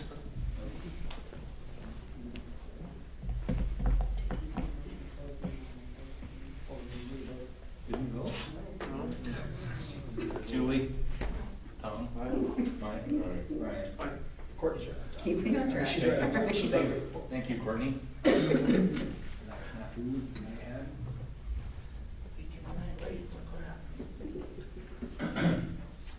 Go to line item, back up to line item 7, update on Suez water tower restoration. All I want to do here, this is 2 minutes, in your report, you have another report called the City of Plainview Condition Assessment. That will give you an idea of where Suez is involved with the project. We did get the permits from the Department of Health and Human Services, and they will begin to do what they need to do on the water tower in the spring. And they're good to go, so we don't have to worry about anything, and you've done your duty, they've done theirs, and the state's done theirs, so, good reading to kind of give you an idea of what's up with the, water tower. So, Ross Browning comes for not having them color those. I don't have a lot of color printers. she's yelling at me for that. Don't And get that's her going. expensive. No, I thought it was them. That would be good, Mr. Mayor. We need more budget. Put that in my budget. Yep. Remember that, more budget, All right. stuff. That's all we need to discuss about that, Mike? Yeah, I just wanted to, it's FYI, and I thought you'd like this reporting. Line item 8, Keno grant, Plainview sports boosters for $4,000. I think you have the whole contingent here. See Paula? Yes, and I apologize, I came from making pies, so I came without my stuff. We have the 6th graders do pie fundraiser. Who's doing the pie? Is that Joanne? Yes, so I was whipping up pies before I came. Are they already sold and you've already to? Oh, no, they're sold. They're excited about it. I was very excited about it. Bring back the chocolate pie. Well, okay, so, last month, I was here because I had applied for a Keno grant for the Plainview Sports Boosters. We wanted to do the record boards, and that would be in my original application, the pictures and all that went with them. From last month, yeah. From last month. Okay, I just wanted to remind you that, you know, the Sports Boosters raises our funds through membership drives, our selling of the apparel. We currently have Swan's fundraiser going. We're doing another fundraiser in January. And I applied for the Cooper Grant Foundation, which I'm waiting to hear back yet from. We asked for a $500 grant for that. Okay, and so the Sports Boosters, we work to support our athletes and coaches for any Nebraska School Activities Association sport, including drama and speech would be included in those record boards. I just want to share with you, I know you know that we're out there, we're a volunteer group and all that, but this fall, this is an example of what Sports Boosters does. This fall, we had 2 teams, the football team and some of the cross-country members qualify for state, which we're very excited about. So to help them celebrate, we provided all the team members on those teams with special t-shirts. And then we also donated some money to help fund a charter bus that took the football boys all the way down to their first game, because that was a very long haul for them. So this is the kind of work that we're doing. We're trying to support our athletes, and I just feel that a community needs to support their school because that is their future. So that is what we're requesting. I had originally requested $4,000. We had $2,500 of the funds raised. Your question for me last month that I was unable to answer was how much the school was putting forth. And Dr. Arnold is actually here tonight. In my letter, I had said that they were willing to put up towards $2,000, but they actually are willing to put $2,000. Already did, 2,900. There we go, 2,900. So. Is that from a ice machine? You guys didn't say it, so I did. So it'd be like about 2,000 left that you're requesting. Oh, actually, a little less than 2,000. I mean, yeah, like Yep. 1,900-ish. Yep. The only question, I hate to bring it up, but since Tom brought it up last month, and I don't know if you were able to find out about the 11-man versus 8-man record, since we were 11, and, or did you do any talking with anybody about that during the month? I'll refer you to Dr. Rowe. Okay. Yes, we absolutely wanted to recognize 11-man football and pre-rally scoring volleyball. Okay. Because there were those records we had, and of course we were 11-man for quite a few years. I forgot about pre-rally scoring volleyball. The Honorable Mike Naverstack just missed the most tackles in a season record from 1969, I believe. 59? 49? 49? I checked tackles in a game. It wasn't Big Bob. Nope. I can't see it. You'll have to come up to school and see it. Would there be? Mr. Knapsack. So we did create, instead of purchasing the expensive record boards from Love Signs for the 11-man football and pre-rally scoring, we have a class of kids that are called a Photoshop class, and they create professional large-size posters. So we created scaled-down versions of the exact boards created by Love Signs, and we will put the 11-man record underneath the 8-man, and we'll put the pre-rally scoring volleyball underneath our volleyball. And they're they're about a third of the size, but they'll be under and closer to the crowd, but those will be recognized permanently. And we just got those in today. They look, and Tammy Schindler, Mrs. Schindler and her kids created those for us. Did they do anything, Darren, with like the old 440, 880, those records still out there? Yeah, we didn't include those, Mike, because they're not NSAA activity or events today. So the old 80-meter hurdle record, and there were some that we just left off. If they're current existing NSAA track events, throwing or running, those are included. But if they're old ones, we don't have the medleys and those. We didn't include those on there because they can. Is there a at this point, possibility you could do a smaller one for that though, if it's still there? Well, the one in particular, Darren, would be your 100-yard dash record. I'm sure that's in jeopardy right now. Yeah, it was, back then it was the back pedal, the 100-meter back pedal. But no, we left those off. We haven't discussed that, Mike, if we would find those variety, because there were probably quite a few old ones going back. For example, cross country's had about 5 different distances since cross country began. The 60s and 70s. And so we technically have record holders in several different distances in cross country, a variety of other track distances and type of events. So we didn't include those. We have them. We could probably create I something forgot about cute the to pre, paste it up just, there. Tom brought it last month about the 11-man. I just thought, if you're doing the small one, maybe for that, for just one reason. Yeah, and that's important. We did kind of discuss that. It would be hard. It was difficult to yeah, leave some alumni off who had a record in an event that will likely never be at an event again.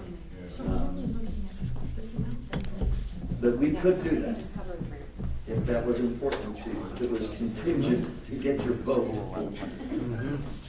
The only other question I've had from the public, it's very minor, but would be,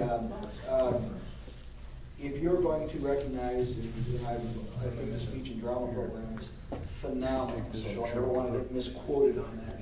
But you also have the entire music, and are they looking at doing something from the music boosters? Are they thinking about matching it? Haven't visited with the music boosters yet on. It's pretty handy. Their inclusion. Would you consider that, maybe come back and look at the song? Probably pretty cheap. Have them do the research. And what would be the thought? All state music? All state. Individuals? All state, you know, especially the, well, both. Well, I don't know if they're an NSAA sport, but the other thing too is they have their own, recognition system, at least they did. Jan Kraus started it, actually, I mean, they have these plaques, like the Sousa Award and the. Yeah, no, it's just more of a request than anything. It's aside from this, but just something, if you go to these boosters and say, listen, all this is going on, this is fantastic. Yeah. Paula, you really just need Yeah, 2,000. even if it's displayed. But yeah, in the actually music less room than with 2,000. band. Yep. You shoot for 2,000. Which I think. Yes, well, I originally asked for 4, so I would be. I can't say it's. Yeah, exactly, we'd be ecstatic for 2,000. The school covered more Well, than they were what I out of date, originally and thought they were gonna the last cover, 2 years, and I don't know about now. but, But you're depleting the sports boosters fund. by Exactly. Putting 2,500 towards it. yes, exactly, exactly. Exactly. And because we want to continue to be able to do things for the students and athletes. So what do you consider? I'm just telling you, you've got 17.2, 17.3, if you want to round up, so. What's in your Keno Typically, fund? that's in your Keno fund right now. Actually 20, I put a deposit in October. So you probably have I a got little $3 bit. grand for the quarter, just to let you know. Yeah. So you're looking at, what are you asking, 2 or less? Is that what you're talking about? She doesn't want to. Stick with 2. How about 2? You do 2, you don't have to do math. Math is bad. Well, Takes a lot of time. I think we need to take into consideration too, that we gave the Especially for bowling Plainview graduates. team, $800 and some dollars.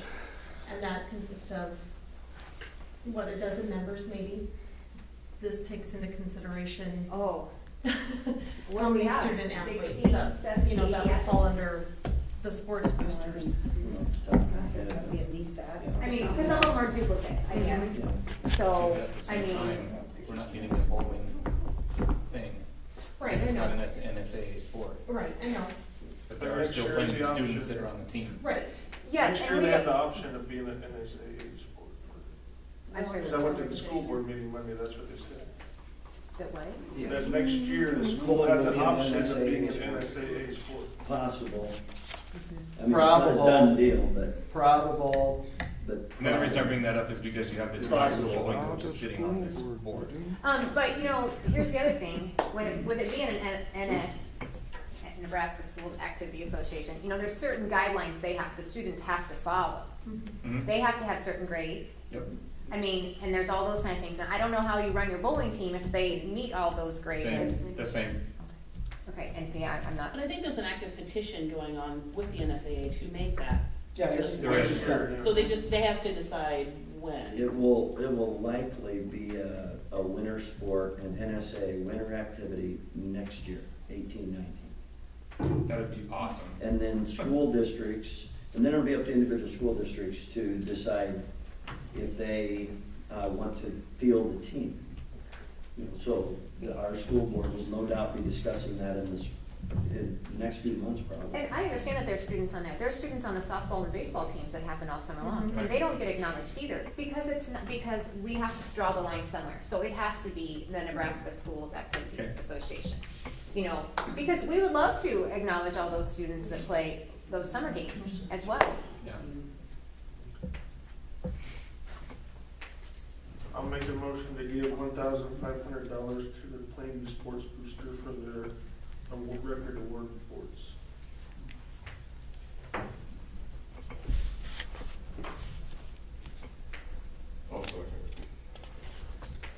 a motion and a second to approve $1,500 to the Plainview Sports Boosters for, what did you call them, Paula? Record boards. Record boards. Julie? Tom? Mike? Aye. Brian?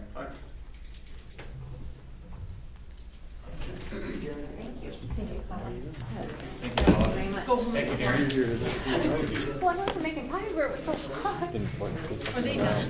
All right. Is Ally and everybody still there? She's went back, so she's bringing them home. Okay, all right, thank you. Resolution number. Nice job. Mr. Curtis has that.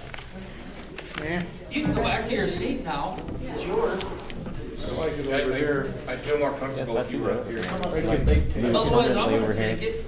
I can see you all from where I'm at. But you don't have a microphone. Just don't block the camera. You're talking about Bobcat, isn't it? Yep. What's the resolution for Bobcat? Just give it to You've Courtney. already seen all the paperwork. I didn't bring stuff to clean up for you guys. I just need to know number. This is votes for the.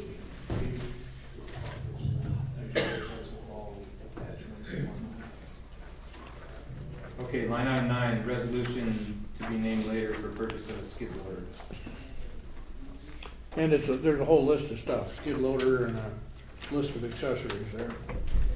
You've got it on the copy, same as they gave you last month.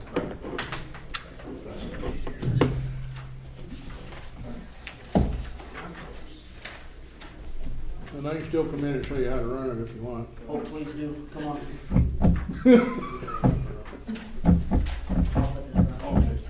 It's too smooth to get out of. That's the purchase price. Good stuff. You guys wanna look at this and need it back? That's a clean copy. Yeah. Price of 21. Is it? That sound right? Yeah, just shy of 22 for the machine. Yeah, 2190. Yeah. And then an attachment package of That's just all the. 12 or 4. Attachment package of 12,000 or 4,000? 4,000. 4,000 package. So that's, The resolution is gonna show you that it's 30,000 some change. Not all the attachments were in when this all happened, so it's gonna be a little short, but everything came in under 35,000. Skid loader, 4 attachments in the bucket. Should have been grapple, bucket, broom, shredder. Yeah, bucket didn't come with it, or is that just a different bucket? they added it on. It comes with it, but it's an extra 900 and some change. For that low bucket? Yep. 980, Yep, 68-inch angle broom. yep, came in today. 6-foot brush cat and a 6-foot Yep. gravel.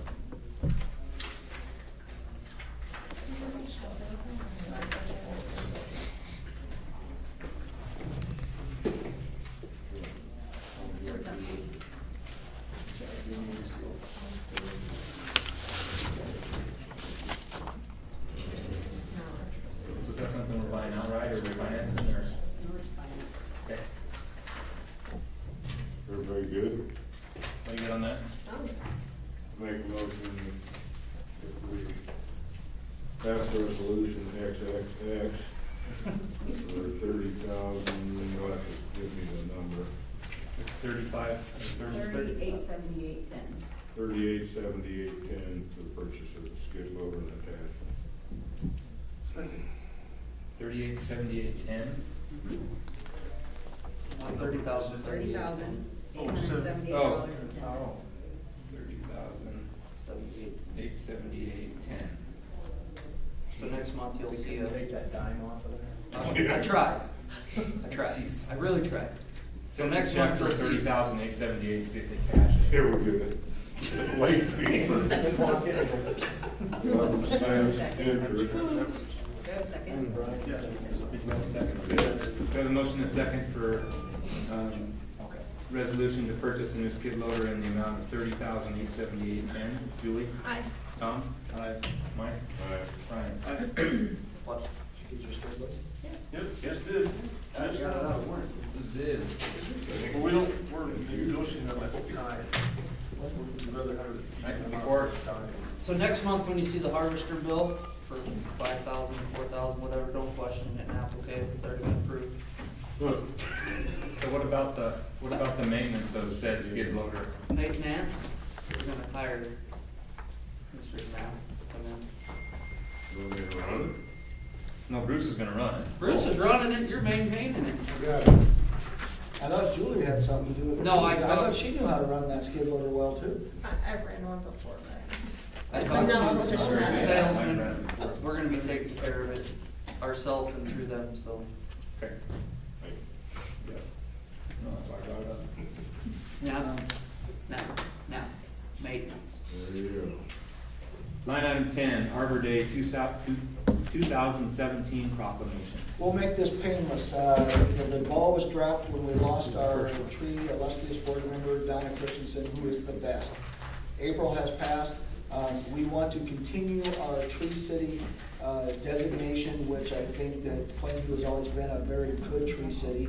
We have planted trees. We did get free trees and put them around in different areas, so we are not trying to embellish this in any way. We are truly in the form, but without getting the proclamation for April that has passed in November, which I called them. They said it was perfectly fine. I questioned why it was fine, but you know, they're gonna do it, and they said they would like to see us continue as well, so. We didn't lose a year then, I have to We start will all not over. lose a year and start all over with year number 1. We will continue on year number 30 with number 31, whatever it is. 27. I was thinking 20. So that's all I need, just a, I don't even know, Bruce, is that even a motion, or is that just an acknowledgement? Well, I Proclamation? think you need to take, the mayor just makes the proclamation. You gonna proclaim it? I proclaim that, Read it out loud, and then we'll be good. can you read this whole thing out loud? Sure, it sounds silly, go ahead. Okay. Arbor Day. Arbor Day proclamation. Arbor Day was first observed in 1872 when J. Sterling Morton proposed to the Nebraska Board of Agriculture that a special day be set aside for the planting of trees. That first Arbor Day, more than 1 million trees were planted in Nebraska, and now Arbor Day is observed throughout the nation and the world. Trees are very beneficial. Some of the benefits are: trees can reduce the erosion of our precious topsoil by wind and water, cut heating and cooling costs, moderate the temperature, clean the air, produce oxygen, and provide habitat for wildlife. Trees are a renewable resource, giving us paper, wood for our homes, fuel for our fires, and countless other wood products. Trees increase property values, enhance the economic vitality of business areas, and beautify our community. Trees, wherever they are planted, are a source of joy and spiritual renewal. Now therefore, I, Darren Sight, Mayor of the City of Plainview, do hereby proclaim Friday, April 28, 2017 as Arbor Day in the City of Plainview, and I urge everyone to celebrate Arbor Day and to support efforts to protect our trees and woodlands. And I urge everyone to plant trees to promote the well-being of this and future generations. Dated this 20th day of November. Very well.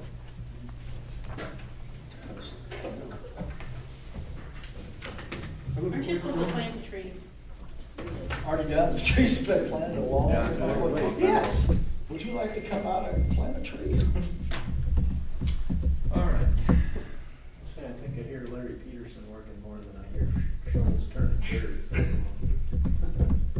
He hasn't cut That the must city not, much down. that must be just in the city limits, that's not out in the rural where they plant right up to the roads, right? Yeah. The shelter belts are gone. All right, enough of that. Line item 12, update on final payment for the 9th Street paving project. Hey, I've received another proposed change order from the engineers. The first thing they did to get you all back up to speed was they wrote this, what they called change order number 1, effective June of 17, and adjusted the patching. Remember, we gave them another $25,000 instead of the $50 they were asking for, and adjusted a couple other small things. And then on that change order number 1 in June 12, 2017, was a deduction for pavement thickness issues of $2,734. 44 yards, they calculated, the pavement came off. So that was a net change order at $21,723.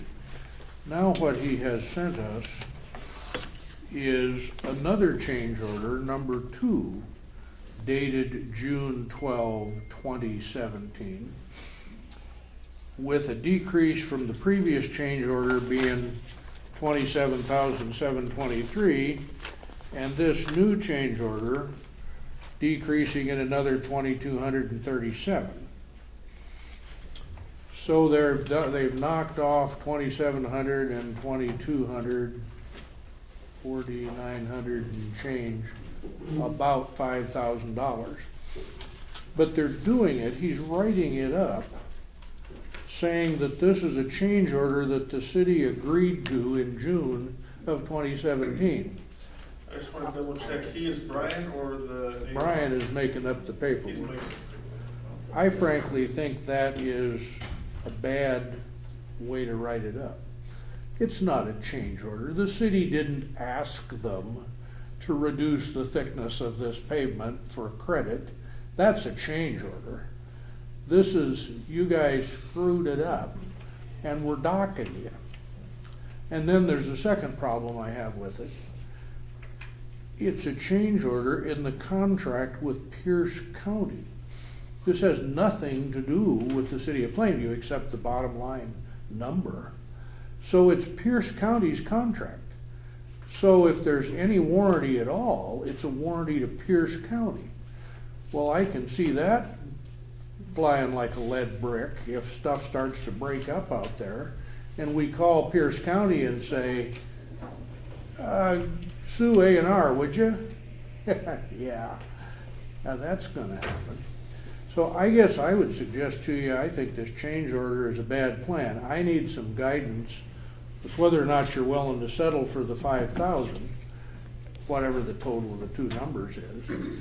And then separately, I would like to write up a settlement agreement with a warranty to the city that he promises the city of Plainview that if this somehow goes bad, it'll be repaired.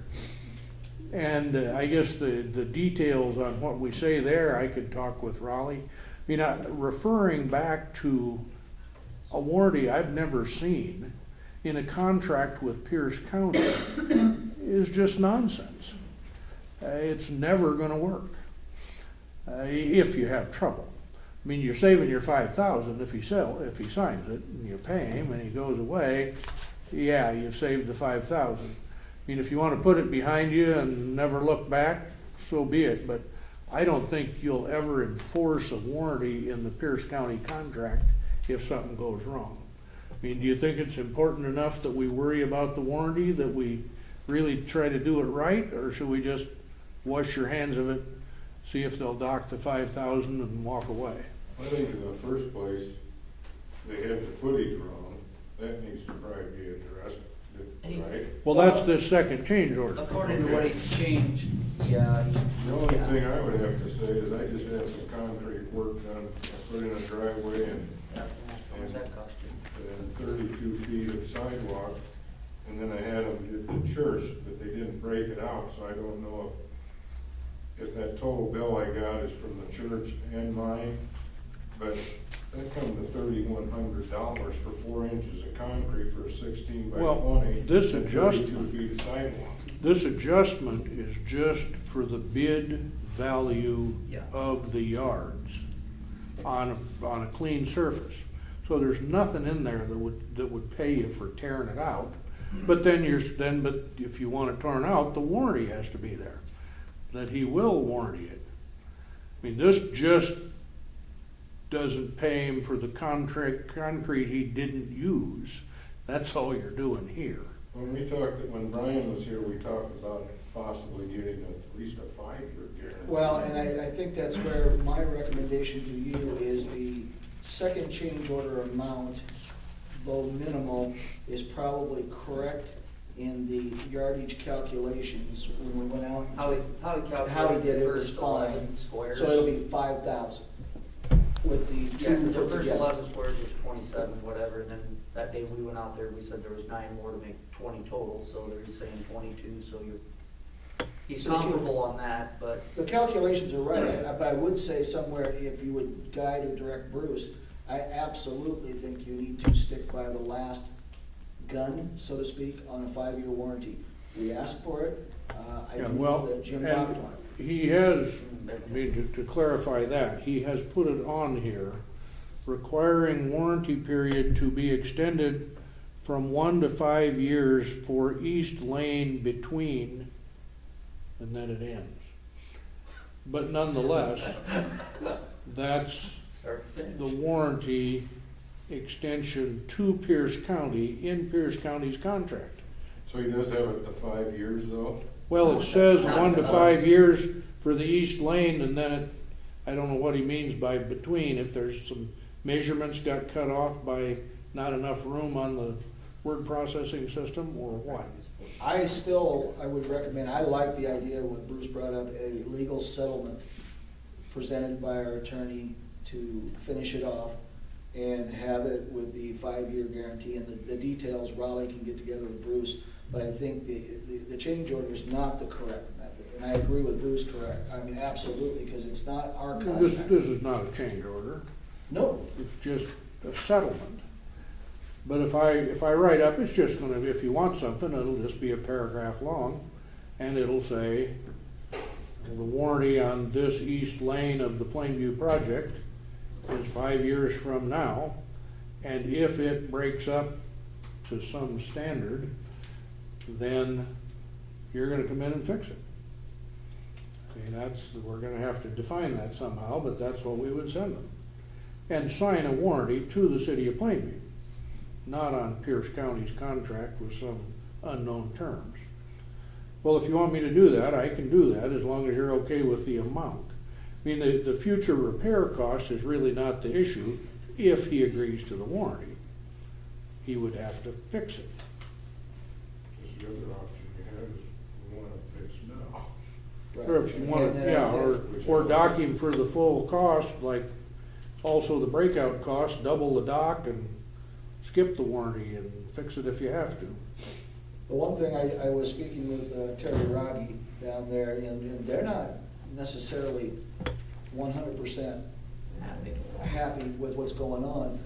He did say, and of course Terry has got vast experience in laying concrete and being very well aware of what goes on. He said, if the company, meaning Jim, is worth any of his weight, what he saw, that road will hold up for 20 years.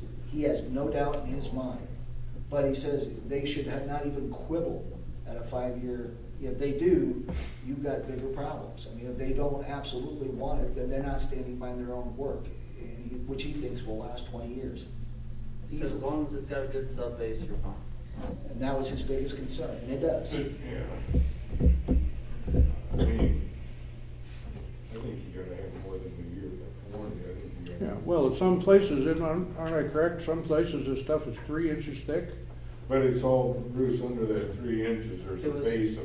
5.5, 6. But that's not fused together, so if the 3 inches starts to break and crack up, it's still a problem. Yeah, but you got the base. You're gonna go at least 5, and I think stick with that. I think you'll be. Because how far out would all like the 3 go? I mean, if you got out, it wasn't from corner all the way to center, was it? 3 inches? It was like 5, wasn't it? He had that one core. Yeah, the one core was already there. One so- core was 5, the other one was like, oh, I don't know what it was. The whole depth was 11.5, but I don't know what the So top it was section. basically, then corrected, that it's basically from that 3-inch side by the dirt, out about, The closer you got to the center, the thicker it's gonna get. yeah, But we so don't basically 100% probably know. 3.5, 4 feet out, and it was 3, Yeah, and then it's. yes. Yep. Yeah. But your point's up.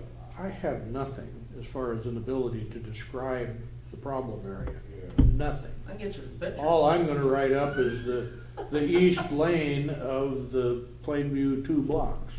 If any of the east lane breaks up, you'll fix it. Bruce, we will assist you. I mean, Raleigh, we'll get you the. Well, if you wanna write it up on, I like you that know, idea myself. this far north of the highway to this far north of the highway, I can do that, but I got Let's do nothing that. so far. And he'll probably, if he'll sign it at all, he'll sign that easier than the entire east lane. But, okay, well, get me called and come up with some real measurements and we'll Wanna wait write till something up, Christmas? huh? But the dollar amount is good, huh? Well, if everybody agrees, it's just for the cement, but, I mean, if they have to go, had to go in, it's gonna be a lot more. Yeah, it's not, I'm not gonna call it a change order, it's the contract price will be reduced to this, which is the lower number. Yeah. And you'll give us a warranty. If the worst come to worst, we'd say, hey, county, it's your contract, pay it. Yeah, or it's your contract, fulfill the contract. Yeah. Go back and fix it, now. Got that option, but It's, I really don't wanna open up a can of worms I mean, either. it's up to you. I think the 5-year warranty is their big sticking point, but it's totally the council call. Well, whatever we do is not gonna sell well, but, I think if that's okay with you guys, we'll use that number and write it up as a real warranty to the city, and we'll give it to them. Tell them, produce this, you can have the rest of the money, which is something like 45,000. 47, something, 45, so 42, give or take. 40 is a good number. 45. 40 is a good number. After the change amount, yeah, it's, after this second change, it's 94,954.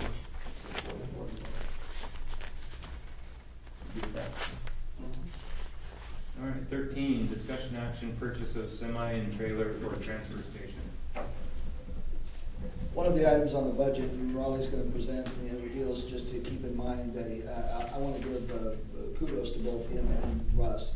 Jumping on, they have been doing research to look at the best trailer and tractor combo that we can take a look at, and also, Mike, your request that, let's take a look to see what's around in the west. And I think we've come up with some options. Any budget for a new stand?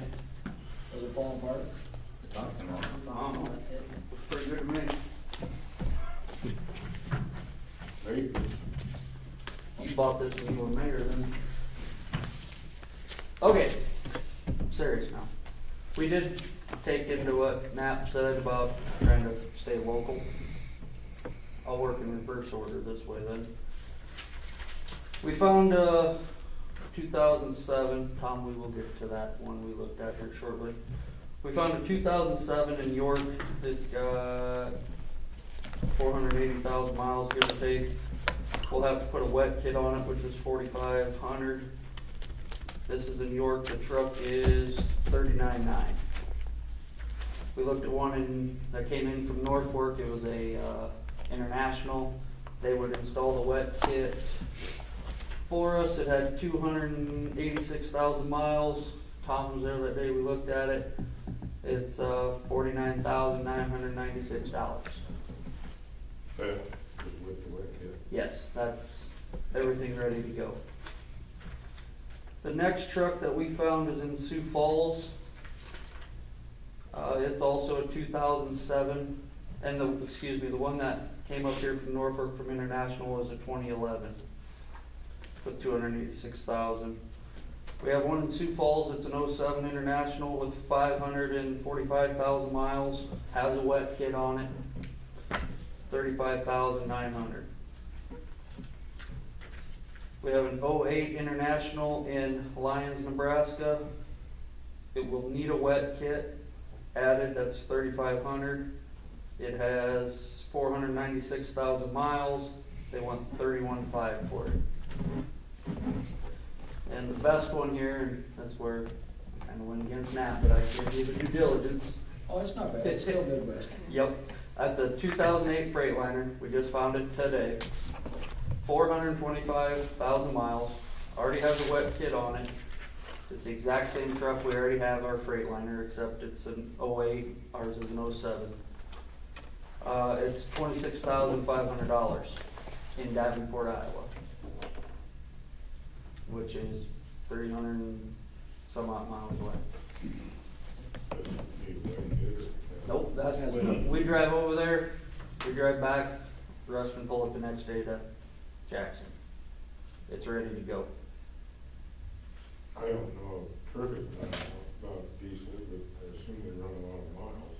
Yes. 750, the last time we went after the 750 to $1 million is getting up there in use, but, you know, you're looking at anything between 2 and 500.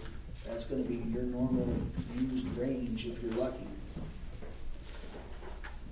The 425,000, just put it into perspective, is, right now our truck has 416 or 420,000 miles on it. The Mac has 1,000,001.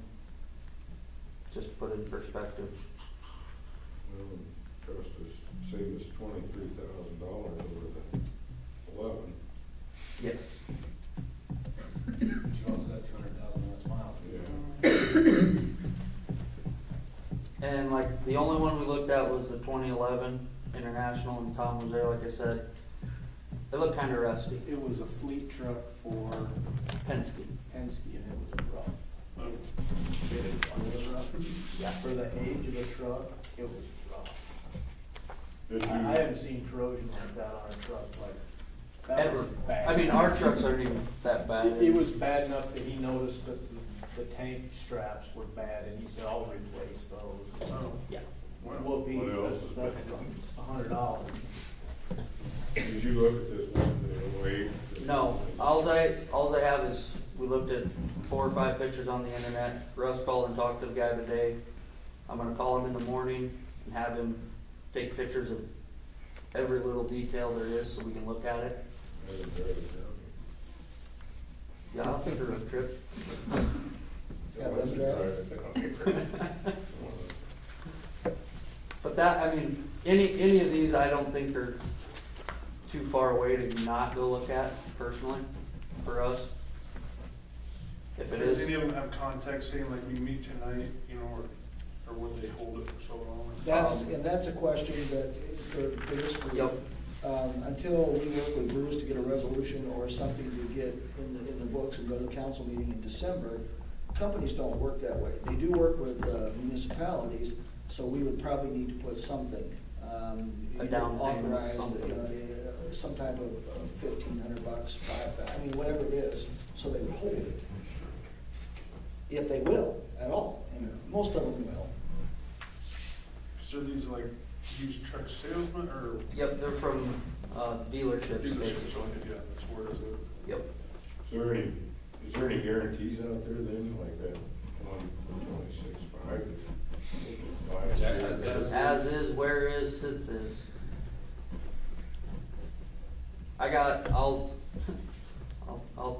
I'll speak for him, he's not here. Russ, I got a lot of faith in him, in trucks, knowing him for a short amount of time that I have. When I talked to him about starting to look at this stuff, he, as Mike likes to say, took the bull by the horns. He jumped all over it. And he's instructed me on a few things that I never wanted to know about trucks, basically, because I had no idea. Maintenance. But, yeah, maintenance. Maintenance. I'm gonna get you an application, I need a maintenance guy. But, he would go along with if any councilman ever wanted to go or whatnot. But if he said it was good to go to drive, he's got plenty of hours behind the wheel that he knows what he's talking about. And he's not, I mean, because he's the one ultimately gonna be driving it daily, not us. It's our decision to help purchase it, but he's the one that's gonna be operating it and gonna know right from wrong, if it's good or bad. Does he have a particular one that he's? As of right now, they're in order from Davenport, Iowa, to Lyons, Nebraska, to Sioux Falls, to York. The Norfolk one's completely out, the International, that 2011. He didn't like that one either, or? He didn't look at it, I'm just going off of what mine and yours and I, first initial, when we walked across the street went, I won't say it. Oh. We're on, yeah. You gotta be kidding me, right? You could see it from here to the doorway. Yeah. Walking up there, it's like, ooh. Yeah. Does the Freightliner have enough ponies? That one had 470 horse. And Russ said we can turn the turbo up if we need more. But he's thinking the one we have right now is that like 430, 435, somewhere in there. So it's got plenty of horsepower on it. This one also in Davenport, 10-speed transmission. It's a 174-inch wheelbase, which ours right now is like a 176. Everything good. The tires were at least 50% because the guy told us he won't send them out if they're less than 50% tread. So you got a few thousand miles on them. It already has aluminum rims on it, which is lightening up the truck weight of it. So when we purchase a aluminum trailer, we can get a little more garbage on there. 1,500, 2,000 pounds, but that's money in our pocket for garbage fees. The second one that went over in Lyons, it's got 435 horse. It's a 180-inch wheelbase, 65% tires on the rear. They're recaps, and the front tires, the steer tires, are 85%. Is that one at Lions at Brammers or? That was the name.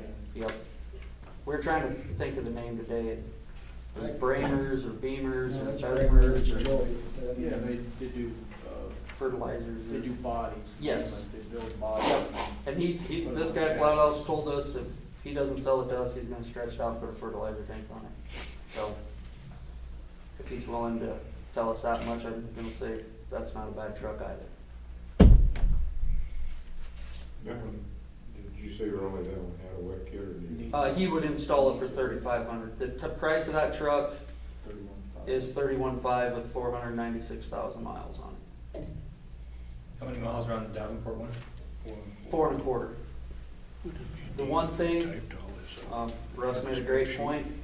If we stick with Freightliner, the one we have is an 07. If we went with this 08 or any other Freightliner, all our filters, everything stays the same. We can buy in mass quantity. I won't say we'll buy hundreds of thousands, but you can go buy 6, 8 at a time and have them on hand, and you don't have to worry, did I grab the wrong filter? Which one do we need? I mean, that's a pretty, I never thought of it. There's one of those things that he taught me that I didn't even think of.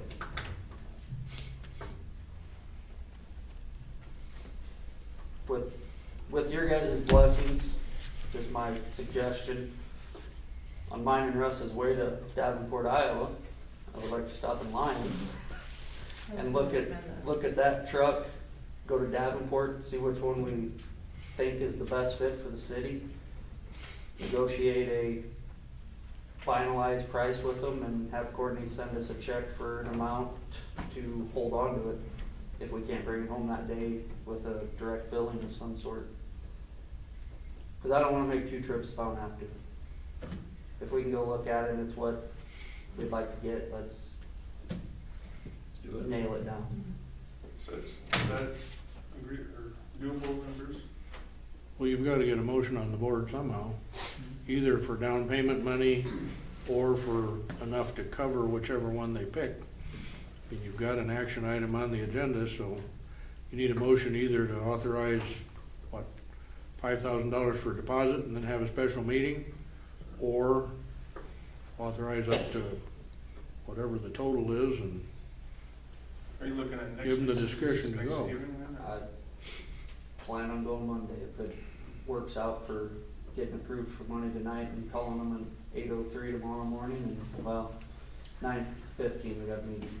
That include, is there tax on this stuff or not? No, there'll be no tax. It'll be straight across.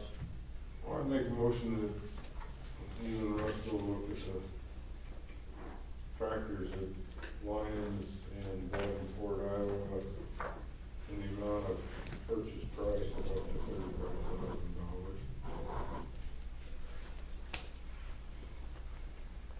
Put a hold, how much to hold it, or they You're going the whole, we'll stop the resolution, but we can work with that. No, that's a good motion.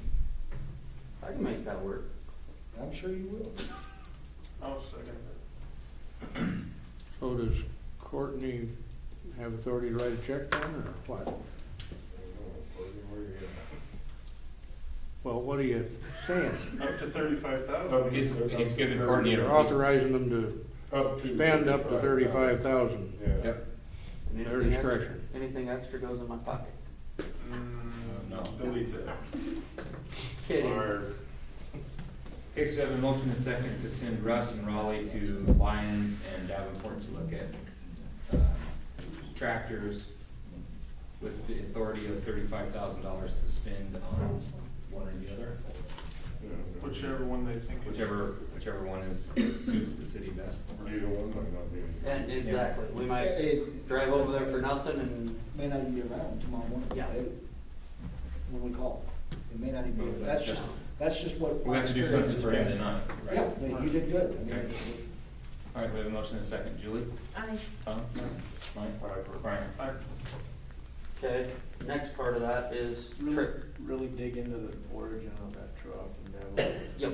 see what its background is. Yep.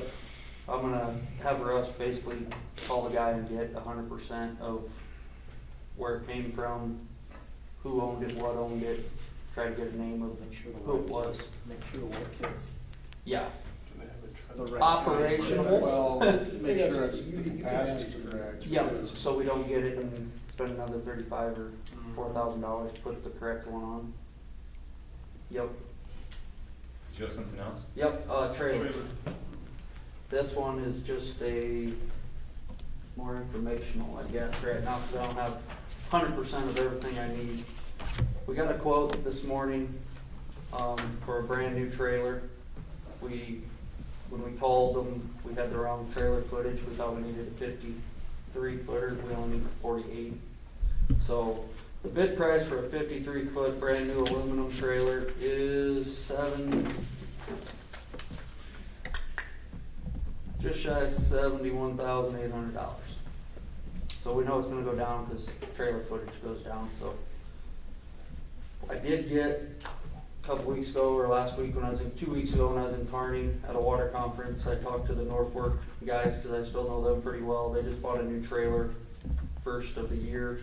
They gave me their bid specs and the 5 or 6 contract people that they sent them to and called.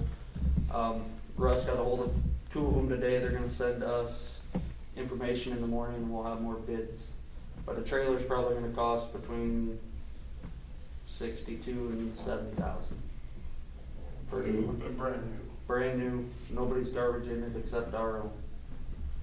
It'll be all aluminum, so it'll be the lighter for us for traveling, Better gas mileage. better gas. Is that still the same? And by bid specs, you mean you're gonna bid it? Yes. No, they just gave those to me. We're getting quotes. Bid specs, get that quote? Bid specs, that's There- something you bid then. Their bid specs, not my bid specs. How about we go ahead and bid it if you have bid specs? You guys start spending over $50,000 without bids, and eventually you're gonna hit criticism. Yeah, I think we probably should get bids on that. I don't know how many companies are out there that make them. You said That's- 6? That's your issue, but. So they only got It's 4, okay. they only got 4 bids back is all they got.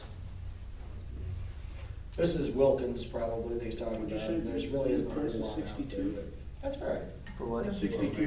The one that Norfolk just. 72. Yeah, the one that Norfolk just bought It's not- we're not was authorizing it 69, tonight. 125, and that was a 50 footer. Oh, We can put something. so are we looking at a 48? Yeah, Because the 53 wouldn't fit 53, and transfer station. our transfer station was not developed correctly back in 72 when they built it. You didn't hear that? No. Yes, the 53 footer will be too long. 50 would be too long. And 50 is too long. So we're down to the 48, and that's why we had to stay under 184-inch tractor. So then that's gonna drop it down even farther. Correct. So it's gonna be like, what, around 62, That's 63? that's my ballpark, 62, 3. Last time we looked at a trailer, 5 or 6 years ago, it was, I mean, at that time, I was looking at the $60,000 mark, so he did not surprise me when he brought 72 for brand new. I budgeted 110 for the combo of principal and interest, you know. Truck and trailer. Truck and trailer. I think back in 5 or 6 when we got the last brand new one, that one was 54. 06, we just looked at the trailer tag today. Really? It was an 06. You remember that, don't you? So it was 54, so they haven't gone up that much. Not really. In 10 years. And it's 110 days for them to build it. from the time we sign on the dotted line with the percent down. It's not, we're not gonna own it tomorrow. Nope. No. It's just this part of the trailer is more informational to you when we get it all, the 4 or 5 bids for everything, to come back to you and say, here's what we got, which direction do you want us to go? And we can certainly, we can certainly bid it out too. Yeah, maybe about 4 or 5 bids. I'll work with Raleigh on that. We'll We get it can all get that, turned cause I got everything they sent to whoever they sent theirs to, try to keep it as legal as possible to get her going. Okay. Anything else, Joel? You got Rob? That's all I got, unless you got any questions, you wanna do my supervisor's report, if you got any questions on that one, I'm still standing here. Matt's gotta have something, Did the ballpark get done? as far as, Fence. Because yes, I don't know, yeah. Yes, it did, that's all I'm gonna leave that as. I've never called it, so. Yes, the fence is done, they got it all Oh, that's up on right. the board. No sweat fence. Yeah, we're not gonna talk about it any more than that until the next meeting. But yes, the fence is done. I just got the bad eye, so we'll talk. Anybody else have anything for Raleigh? No. Oh, I don't know if you, I'm gonna go with Nap, because I don't think you read it yet, to deer hunt. Yeah. We did have to use the NCPD power outage twice already. Once was at Halverson's, tree fell on their power line Friday night, wind geared and all get out. So we had to call them for that. And then we had the old Jim and Connie Gould house.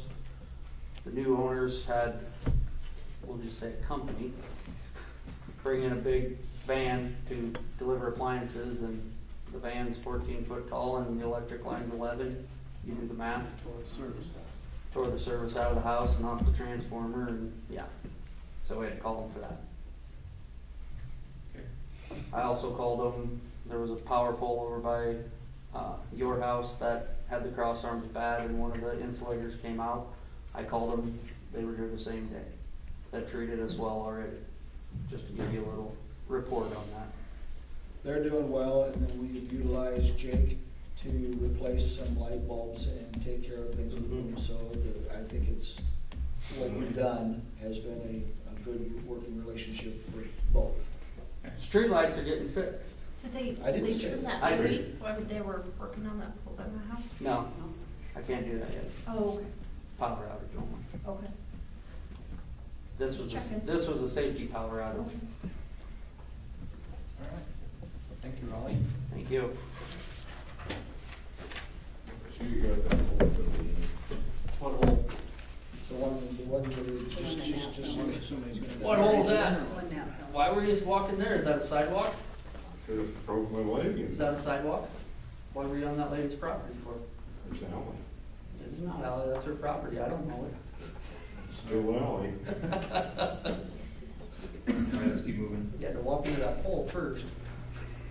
Number 14, discussion action on use of old ice house for Plainview clothing closet storage. And I realize that's a terminology, but it is in the plant, and it is on the east side of the plant, where they call the, we just call it the old ice house. There's some storage and. Will we keep the ball backers? Yep, yep, so what they've asked, and you've got the We sheet. took the tour, and I says, in here's where they used to keep the ball backer stuff, and he said we still do, it's in there. It's kind of just a. Just so she knows where it's at. No, and I'm glad, but it's an empty area, probably not utilized the best. Plainview Clothing Closet had their stuff or things that they're trying to bring together. It's Shelley Springer or Brett Korth, and they've been kind of spearheading, and I'm trying to do my best to assist them and the ministerial associations involved, which Joan is here, she'd probably speak to it as well. But it's an effort to bring clothing to those that need the clothing, yet keep them somewhat dry, and that ice house area is just a space that's not being utilized to really any potential. There's not much back.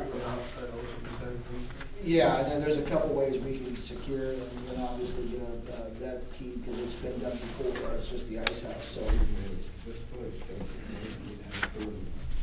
Inside does. No, I mean, yeah, what there used to be stuff. Sort of.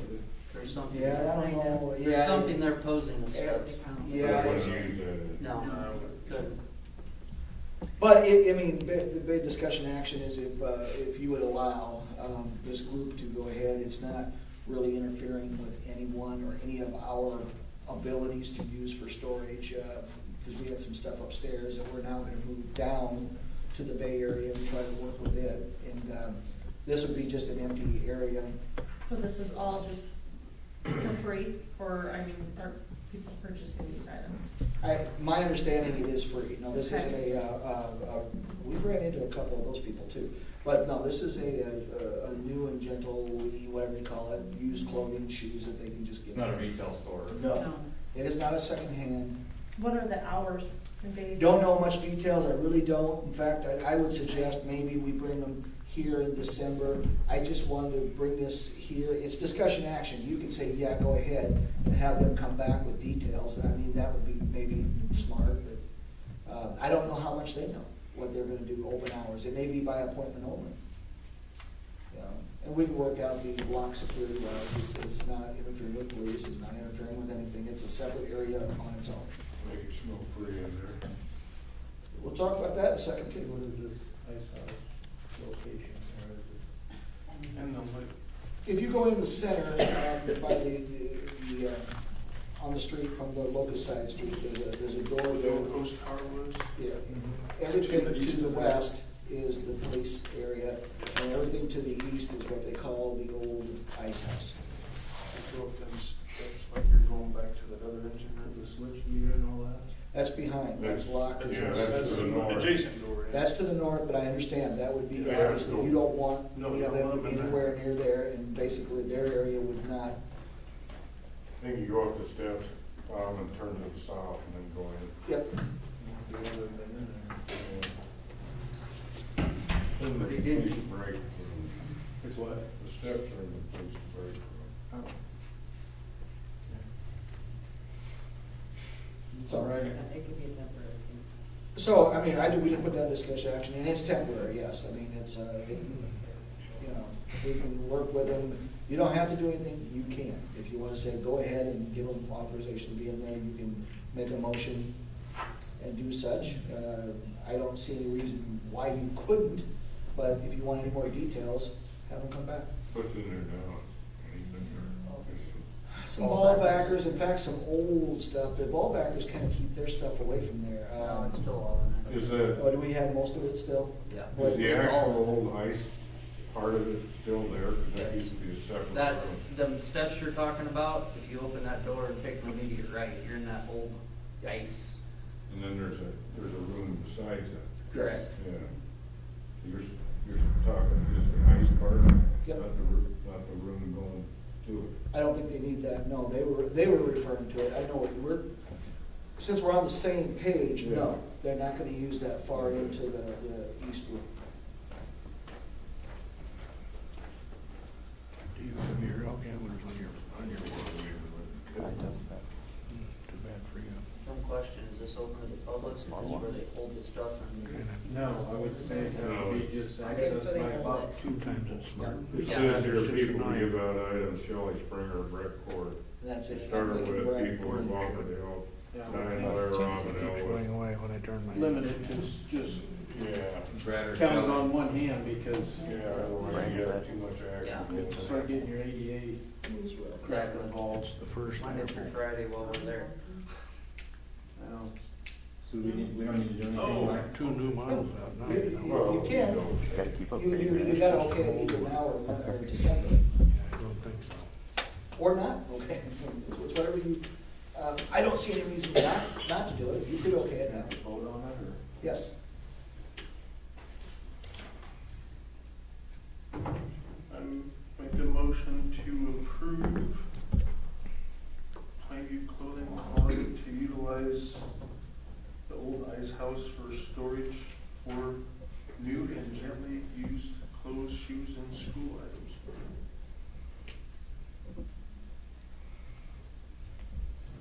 I'll second it. There's a motion and a second for the Plainview clothing closet to use the old ice house for storage for gently used items and school supplies. Julie?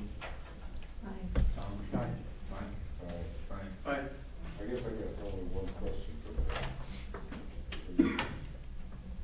How will we get in Right now, it will only be, and we'll work the details with Brett, but it's gonna have to be from that. 8 to 5. there? No, I don't understand it, but those doors are always locked. The city Right. employee will have to let them in.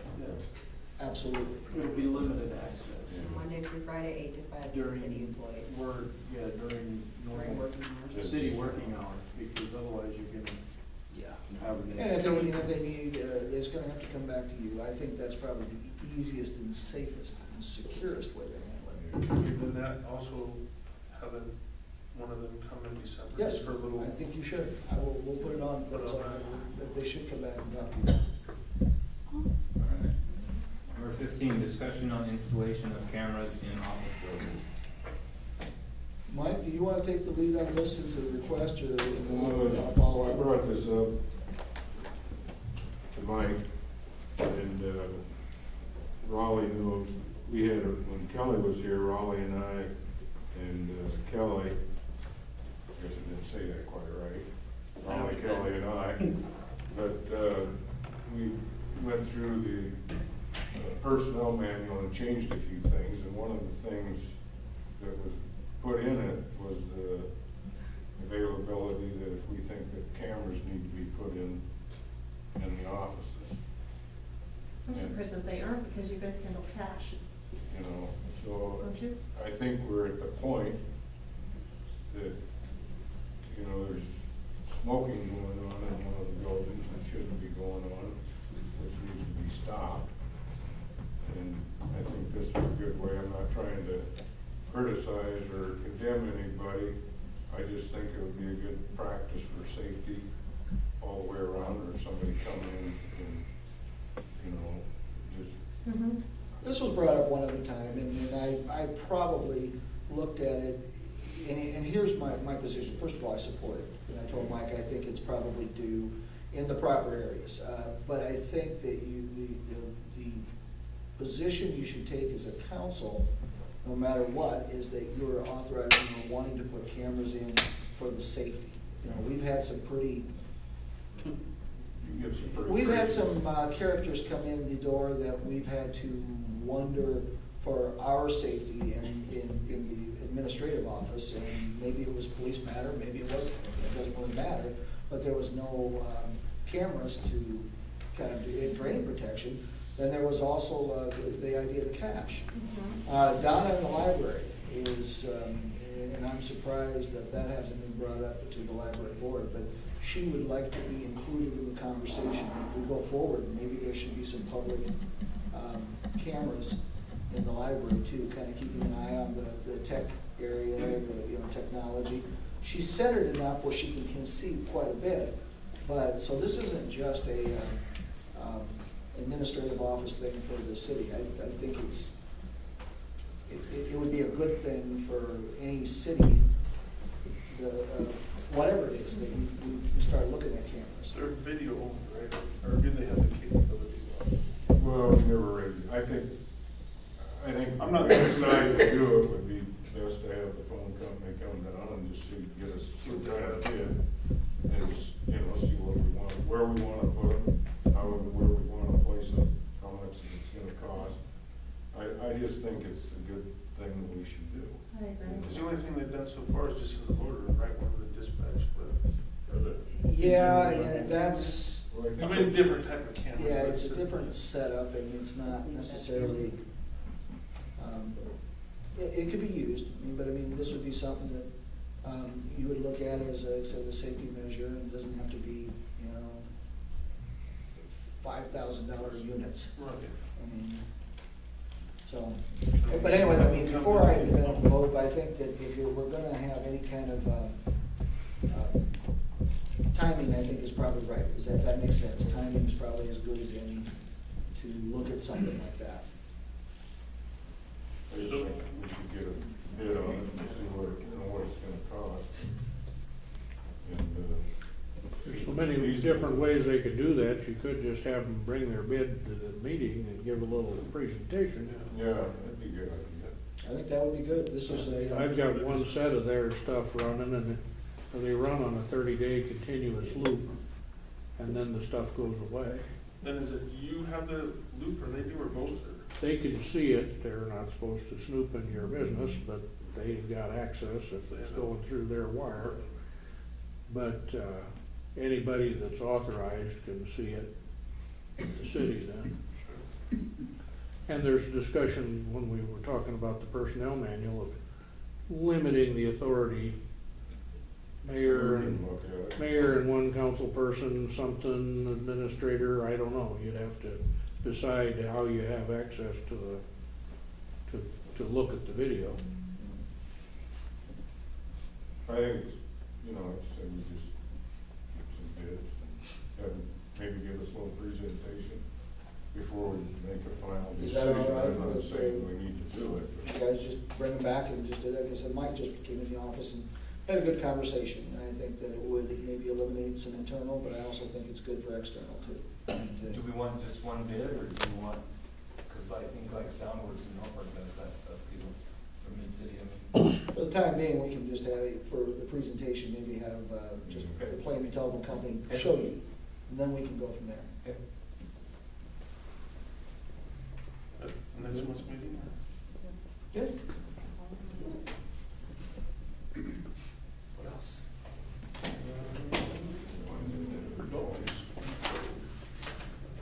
16, review of dog ordinance number 510.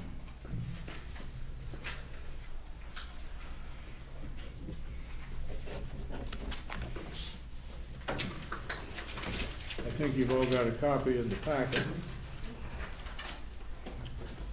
Guess it's hard to review what you might want to change when you haven't seen much activity yet. Maybe your main discussion is, do you want activity, or how do you want to make it work? But if there's things you think that you've talked to people that you want to change, of course, we can certainly change it. Well, I've talked to some people about how there's the dog's still on the list, but they haven't, and I understand, it's hard to get them to come in and pay and provide all the proof and stuff. But on section 3 in here, the penalty is that they're going to be fined $500, and each day's violation shall be a separate offense. So have any of these people that we know that have these dangerous dogs, have they been fined? How do we know that they have dangerous dogs? That's the one thing. That's the one question you get to, because you can't go to the door and ask them. Well, of those people that were on the dangerous dog list, the people who were on, took part in the committee, being, well, we know Nancy Allen's daughter, Kelly and Jaron have them. They have 2. And then Damon. She's done, just so you know. And Damon has one too. Is he done? He's talked to me. Okay, so point in case right there. He was well aware of this ordinance being enforced. So, why hasn't section 3 been enforced? Yeah, and once again, I'm not gonna go ahead, but remember, the administrative office cannot be, that was one thing when we passed this, we will not be or ever be the enforcement tool. So Julie's question, while valid, there's nothing we can do except for those that come in and give you a report on those that are licensed and things of that nature. How you want to go forward with the dogs that are out there that could be defined as the dangerous dogs, and how do you get to them, that's a question that I would even ask. I don't know what the council's wishes are and what legally we can do. I think we go, I guess, I mean, can we ask, if we're not going to enforce the penalty, which, I mean. all ordinances, as far as I understand, Bruce, you can correct me on this if I'm wrong, are supposed to be enforced by our police. Is that correct, Bruce? I mean, if any ordinance we have, our police should be duly aware of this, and they should be the ones that are going out and making sure that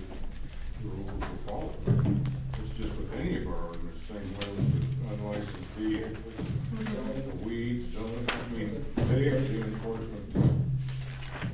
Well, I didn't spend a bunch of nights on these stupid committee meetings and come in here and council members wouldn't show up to not see this go through. yeah, it's, So, I mean, whose job it is, let's get it done. Because there's been a lot of questions also with the police force that I've had, just living here for a few years.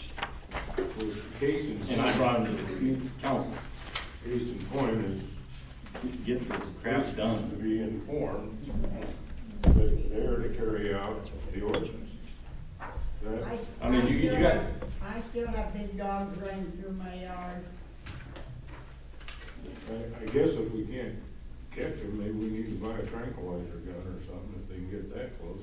I mean, I understand getting rid of the power line division or utility division, but I also brought in a couple $100,000 a year, I think, didn't it? I mean, how much is the budget for the police? And it isn't that we're getting rid of that. Right, I know, I shouldn't word it that way, excuse me. Yeah. But I just look at this like, where's our tax money going There's towards? a lot of money going to the police department. And we're not seeing results, I mean, that's, I don't know how we're going to get around it. Supposedly the mayor's position. on Facebook, a grocery store had a break-in, whatever happened with that deal? I don't know. Well, I can We're not tell you. discussing that right now, Tyler. I know, I'm just, The owner was I'm told. getting mad here, The Mike. owner, Yeah. the owner was told by the chief of police that it's a petty crime, it was $20 or less, so he couldn't do anything. And so she thought, well, that's great, anybody could come into my store and steal $20 or less, and I can't press charges. For breaking Well, and we're not, entering? no, let's not get off task. We're on the dogs. We're talking about dogs. I'm just reporting back to that. But somehow it's gonna have to get to Bruce that he's gonna start enforcing our ordinances. That's his job. Well, it's your guys' job to do that. What about replacing him? Is that impossible? Yeah, let's just fire all 3 officers and we'll have the county run the law enforcement. Yeah, it's not impossible. That's, Can I say something? Courtney- Absolutely. Courtney If you've read the ordinance, it nowhere says in there anywhere that the police have the authority to go door to door and see what kind of dog that you possess. It doesn't say they can go door to door. No. So unless you see it out, you can't really do The anything. ordinances need to be enforced. Right, but if your dog's in your house all day and nobody sees it, you don't know what dog somebody has. Not worth the papers are written on it for now. You can't. And I can't. I'll agree with you. And there's also other dogs that are not dangerous, that are also not licensed, that if they are breaking this, also are subject, according to this ordinance, if I'm wrong, Bruce, the $500 fine, correct? How that's worded? It's a maximum of a $500 fine. The chances that the county court would impose a $500 fine on a first offense dog violation are slim and none. If it became a question of, make it enough to sting, you might see a $50 fine. But I mean, section 2 is all dogs, so your fine also relates to all dogs, correct? If they were issued a citation for Correct.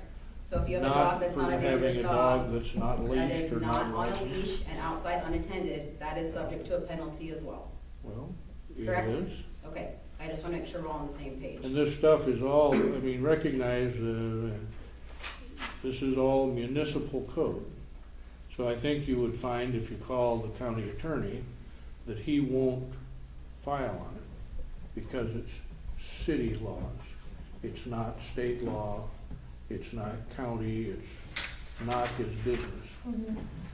So that means it would fall to me to file on it if there were citations issued. And I think you've seen in the historically here, there are damn few citations turned over to me because that's perhaps a policy matter for the police department. But to file on these things, if there's gonna be citations issued, they have to issue a ticket and bring it to me. That's a joke. And when was the last time, any tickets have been issued? They brought me a ticket on a kid for a flag on a four-wheeler last year. And I filed on him and he paid a little fine. So we're paying 3 law enforcement to write 1 ticket a year. Well, they file some tickets with the county. Okay. I'd say the report and he tonight said prosecutes 20. those. What? The report tonight he gave said 20 citations have been written so far this year. Well, you never asked the questions as to how many were prosecuted, No, I how mean, they many just were said found 20 this guilty, year. how many were fined. What Julie tried, but she doesn't get any answer. But, you know, this report you get is, these are the calls we got. Which they do have their own phone line now, just so you guys know. 3400 is up and running. So they will be getting their own phone calls at their own designated phone line. That is the new non-emergency number. It goes directly to the police department. Ambulance 911. And just so you'll know, you guys have all got access to the code book, but here's what the code book says. In section 3401, on the duties of the police department, the department shall execute and enforce all laws and also the orders of the mayor. The chief of police and all regular and special policemen shall be thoroughly conversant with the laws of the municipality and shall see that the same are strictly enforced, and shall make sworn complaints against any person or persons for violation of the same. So pretty much they're supposed to enforce our ordinance. It's their statutory duty to enforce it. And to, you know, sure, you can invent all sorts of reasons that proving the crime might be a problem, but you have to investigate the crime and you have to prove the crime. Sometimes you failed to prove the crime, but the starting position is a citation. Cindy? One of the reasons I think that we're having real problems with this is I went to legalize the dog that I had and get the insurance and everything I was supposed to get. I went to 6 different places. 2 of them will not insure any dog of the one that I had, you know, any of that breed. And the other 4 said, oh, yeah, you don't even want to know what they will charge for insurance. So that is why I think these people are trying to slide by as long as they can, because I had notes from the September meeting that said Bruce was going to be told at the October meeting. So the day before the October meeting, I had to take my dog to a safe house. I could have had her another 6 weeks here, you know, that's wrong, but I could not afford the insurance. And that's what's And happening. that's what they're doing, is trying to, because nobody can afford the insurance, let me tell you, nobody can afford it. Of course, And that's before what you you guys pass are this, doing. if you recall, we had a couple people speak on insurance and investigate insurance. One of the insurance agents in town said, we don't even ask if you have a dog, you're just covered. And a couple of the others said, there might be a charge based on the breed. So yeah, it's not necessarily free. I'm sorry, Bruce, I would sure like to know who these are, because the ones I went to, it was astronomical. I just think that the city is possibly opening itself up to a lawsuit if one of these dogs that we know of and the offenders are not paying it and it's not being enforced would get out and bite somebody. I think that's opening up the city to a lawsuit. And something we need to consider. I mean, if we're not gonna enforce the, you know, have the law enforcement go around and they know which ones that are dangerous because they've had issues with them before, they've been on the committee. They know which ones are out there. If they're not gonna enforce that this ordinance be taken into effect or pay, you know, give them fines, maybe we need to reword this that the dog needs to be removed from the city until it is taken care of. I don't know, but we also have to have law enforcement that's going to do it. But you also missed the boat on a few things when you wrote this. You did not allow for any people that have a dog because they are disabled or, you know what I'm trying to say? That was not written in there anywhere. And I was told by a lawyer that I went to that said, I wish you would have come after the first reading, not the third one, because we could have tied this up forever because you guys did not account for anybody that has a service dog in this town. Cindy, I'm only gonna say it once as an administrator, and I wanna make it clear because we have an attorney in the room. Next time I hear you say the word attorney in the course of this public meeting, have your attorney talk to the city attorney and go from there. I do not wanna hear the word about what your attorney said and did not say. We were talking about the dogs. I don't even know the attorney. I don't even know. We don't even know. I've asked I went you to 5 several times places to for take the insurance. condition of who you're talking to with your attorney. Take it, if it's a city matter, take it to the city attorney. Leave it alone. You are out of context, and a lot of things you have been saying and in the city office is not correct. And I do not have time for it to have sit there and listen to you talking to and trying to put facts to the council that I know are not. The insurance is what I'm talking about. The insurance is astronomical, and I don't know anybody that can afford it. Then what you need to do is come up with those 5 insurance companies that you spoke to, bring them to the city office, and we'll investigate it. Until I see some facts. I mean, I'm tired of hearing this hearsay. I know the insurance companies will go ahead because I had to do the research. Even though I've stayed out of this ordinance, I've done the research, and I know it is a very affordable. I know it is affordable. It is not completely free, but you can, most families that have these dogs that have chosen to have any of these dogs certainly can afford the insurance to have them as well. That is a moot issue and should not even be part of this discussion.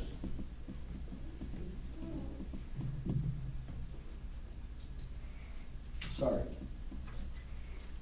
I do think we need to visit someone with the police department and have them with the understanding that the ordinances do need to be followed, or that's their job. I will take care of that tomorrow. Let's end this. I'm done. Do we need to, Will you take care of it tomorrow? I will take care of it tomorrow. All right. do we need to put something in here though, change it to say if they're not going to pay, the penalty isn't going to be enforced?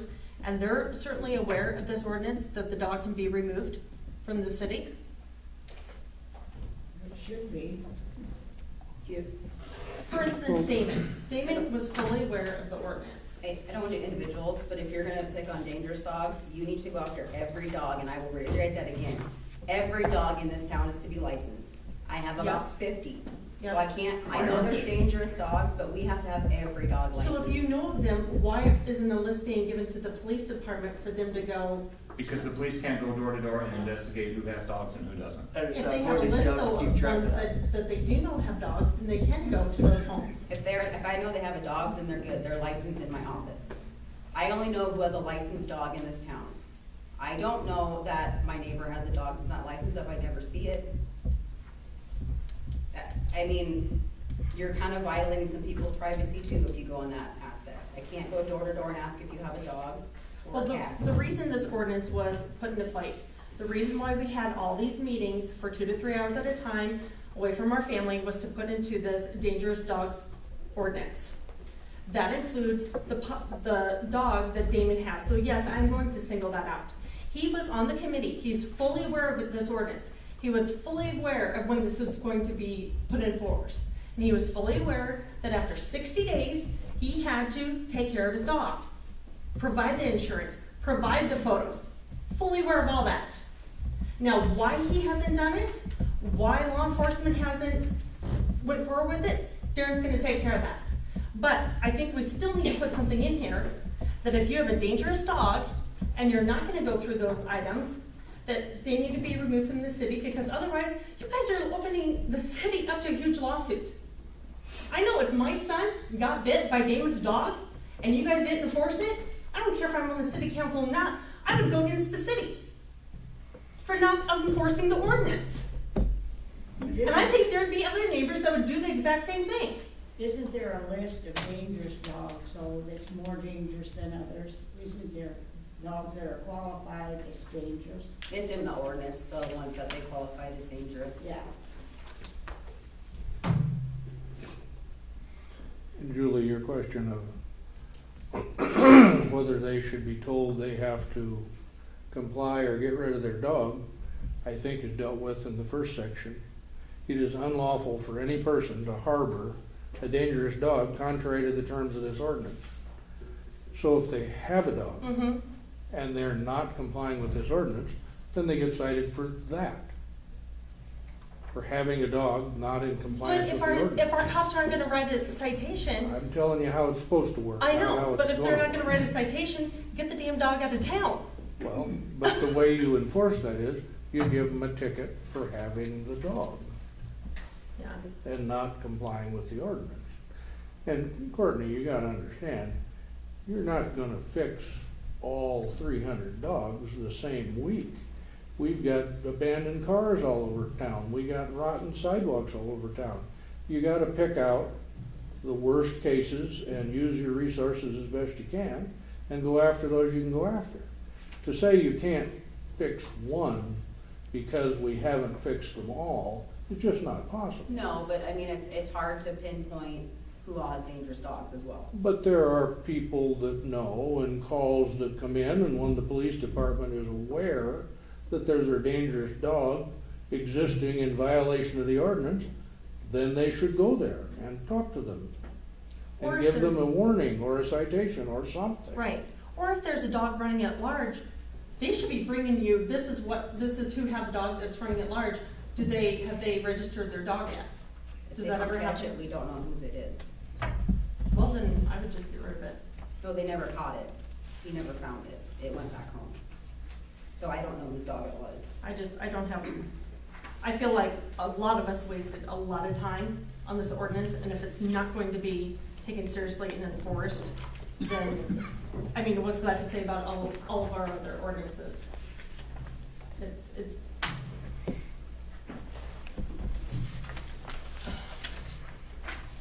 Probably should have never got to this point anyhow. I didn't Writing the ordinance, things are taken care of in the proper way.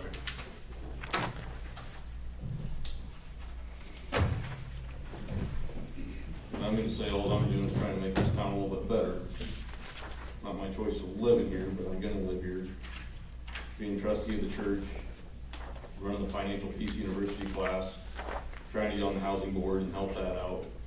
I mean, that's all we're trying to do here is just make this a little bit better and comfortable for people to live here. I can please everybody, but And it all falls back to people gotta take responsibility for their own actions. And if they aren't going to, then That's why we have deal police. with it some other way. But, if you're gonna be a dog owner, you have to be responsible. I'll have to tell you this story, it's kind of funny. I called about this dog, and it wasn't long till the gal that works down at the city called me, saying, you know what, that dog came, I opened the door and it came right in the city office. So they caught it. I don't know who it belonged to or anything about it, but I thought that was kind of funny. just keep your door open. You need to direct them, down in the city office. Well, we can go on this forever, but I think there needs to just talk to Bruce and Believe me, I will. get things straightened out, and we'll go from there. Otherwise, we can talk on this issue forever. And we will put it back in the paper again next month as a reminder for everyone to license their dogs come January. I actually would go a step farther than that, we put that in the paper, maybe put in there, fine is up to $500, maybe some people will get over their butt and take. And we can always run it on utility bills. It's not, Yeah, we can keep you doing can put it on there what every we can month if you do. want. Yeah. You know, But I would seriously probably would put it in the paper, that, I hate to say it, when you get your city bill, that piece you put in there is not in the plain part usually. you guys do have it on there. It's on the bottom. Oh, does it kind of up and The down? one where it usually Yeah, says it- if your sewer seems backs like up, call the that city isn't first. lining up. Oh, I It didn't. doesn't line up for me. Well, the sewer backs up, I got his phone number, he doesn't know. I He doesn't know my number. I don't answer it anymore. We have done as much as we can in the city office to tell people, so. In all fairness, if you can't tell, there's many people out there, and I know the mayor is well aware of it because he's in the same boat, but there is a level of frustration.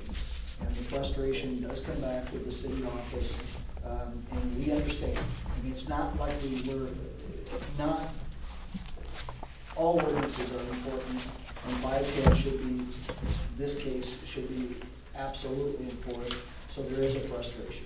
Well, I can tell you, that being past mayor, police department's always been an issue. Not only on dogs, just several different things. For Larry it was too. We tried to go county law. We had a lot of people upset about the police department. So I checked into county law, got figures and stuff, which was gonna be a lot cheaper, but then when we had the meeting, the place was full and all the people that wanted county law didn't want county law. So that backfired, you know, and a small town, I hate to say it, it's a tough issue. It's always probably gonna be an issue, but I think there's steps you can take to make it better. So, with that being said, let's move on. Bruce, your turn. Okay, just two quick things. You had left me with instructions, similar issue, I guess, passing new ordinances. We were gonna talk about a curfew ordinance. I have a draft of curfew ordinance. It's not on this month's agenda. Do you want it to be on next month's agenda? Yeah. Yeah. Sorry. I can honestly say that's an oversight that we just had up for this Well, one. that's kind of a minor matter, and I didn't even call the city office and bring it up to them, but if you want it on, we'll get it on. The other thing, you might have noticed, we haven't published anything on the library yet. It takes about 60 days, start to finish. Had I published in this last 2 or 3 weeks, we'd be having a library sale at Christmas. That seemed silly. I'm gonna start publication probably next week, and I just thought I would give you a brief rundown of what I have in mind, see if anybody has any comments or suggestions. You've already passed this, I think I can just go ahead.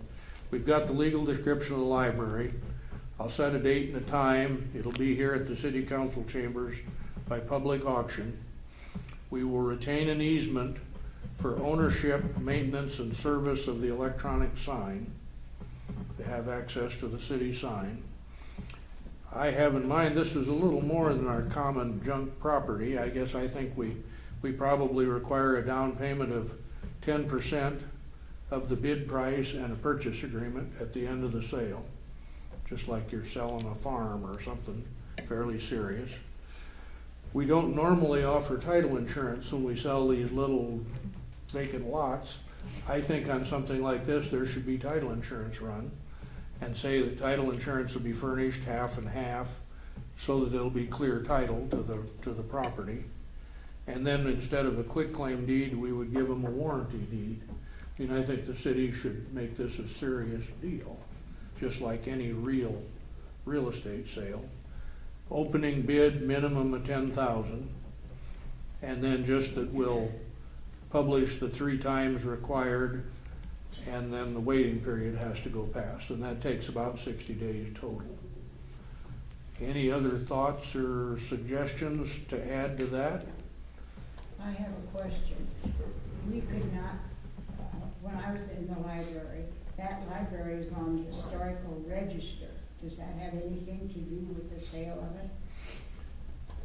I have not checked that, but I don't think so. But it wouldn't hurt, and that would kind of go toward the question of clear title and title insurance. It wouldn't hurt to check that before we get to the sale day. I looked it up when someone was interested in purchasing it, like a couple months ago. That designation doesn't do anything. If they wanted to keep it as a real building, they'd have to maintain the facade. It basically pertains to the outside, not necessarily the inside. But of the Carnegie buildings that were built, and I want to say there were 1,600 of them built, over 400 have been torn down. So it Yeah, you I can mean, the tear thing down. can't ban you for selling it forever. Right, they can, there's no. But we might want to know what the requirements are. Yeah. Well, that's the plan then. A little more of a business-like real estate deal, and we'll start the notice running. Okay, that's all I've got. Thank you, Bruce. Do you have anything? I don't. Tom? Yeah, when it comes to ball backers wanting money, I'm gonna have a tough time okaying any money because they're letting their green barrier, that's on the fence flap in the wind, and it's been blowing pretty good. And I'm sure that stuff's not cheap. So if they're not gonna take a proactive, outlook on that facility, why should we finance any of it? I agree, Tom. I agree 100%. There's no reason why that can't be rolled up and zip tied up. What is it? I don't have. It's the that green barrier barrier. stuff they put on the fence in the outfield, Oh, That stuff's and it's just expensive. flapping like a flag. you mean on the new fence? That's on the main baseball field. On the Legion, it's kind of, and it's a green, and it's just zip ties. I mean, all they have to do is just take it off and roll it Is up. that a security light on the backside of the concession stand that is now the school's responsibility? It's on the baseball field side. Not sure. I'm It's looking on at that it. opposite side, like if they would utilize it for baseball games, they'd come to that side for the concession stand as opposed to the football field side. Is There's it a out light there? on back there. Yeah, is it, okay, there's one security It's light. just a stays white on. light, I think, that's in the soffit, Okay. or on the west, I'll look or at on the it. north side of that building. Is it on? Yeah. Do the lights around the old concession stand still light up as a, I didn't notice those. The one clear to the north, I don't think those are on. okay. I'll drive by there on the way home. Are you gonna check for squatters again this year and make sure nobody's camping in there like? Somebody's in there already. Really? Yeah. Or in the ball field? They like to stay in the bathrooms. Somebody was squatting in the bathroom, Or- charging their phone and Are those locked now? using the heater as a heater and. Pretty ingenious. Those locked now? Mhm. Broke in and. Mm-hmm. We get fingerprints? That's where you need cameras at. Oh, there's, by the way, that was a nice CD bump, transition between. Oh, that was hilarious. I I should have seen that 6 a.m. Whoever works the manor got some air. That's perfect. That was fun. She's going about 40 miles, she's going about 40 miles an hour. Ooh. It wasn't the administrator, was it? I know, no, it was a similar vehicle though. No, Julene's. Oh, Jim. I'm sure it is. No, it's a similar vehicle, but it was hilarious. Wasn't me. I would have known. No, it should be. Mike? Nope. Brian? Let you two know, I went to the NCPPD meeting because I saw that in the paper, and I thought, so that was quite interesting. I was welcomed with open arms, actually, and they are looking forward to the SRID study being done and working together with us more. Which I have that, yeah. And last Tuesday, when I was working at Ely, since I couldn't be here, we didn't have a meeting, I went to their meeting just to see how other towns, and I thought it was interesting, the department heads, because like one thing you said about the police chief staying till the end, all the department head meetings was, instead of up here, it's way down there. So the police chief came in, sat through the whole meeting, and at the very end is when all the reports are, instead of at the beginning of the meeting, they're at the end of the meeting. That's a good idea. I mean, they had the approval of the minutes, but then the rest of the stuff, like the claims and payroll and all that, is the very last thing of the meeting. I just thought it was interesting. I think that's a great idea. I don't know, who sets up or how that, I just thought it was interesting. And, I guess what RC&D, I mean, now that somebody may want to use this, I would really like everybody to consider again, maybe having the meetings at the library. Digest it over the next month. I remember on that question, as soon as Thor raises $5 million and we build the new community center, we'll have extra offices for the city in there too. You never said nothing Saturday night when I was here. We're working on that. Not entirely facetious, but maybe a little. Are you privy to the daily texts? No, I try and stay away from those. I got the superintendent is on board text. That was the big announcement Well, last week. Oh, just the If time it's of the on the meeting school's about. football practice field. I hadn't seen that. And I know like next And week, I just Kevin's talked to him people when he will was get here, about and he meeting said, either well, 5:30 or 6 instead of 7. if the kids can walk to it. Yes, I guess. Means the if it's donated land isn't. Yes, if it's 6 blocks away, that's a problem. Yes, it is. I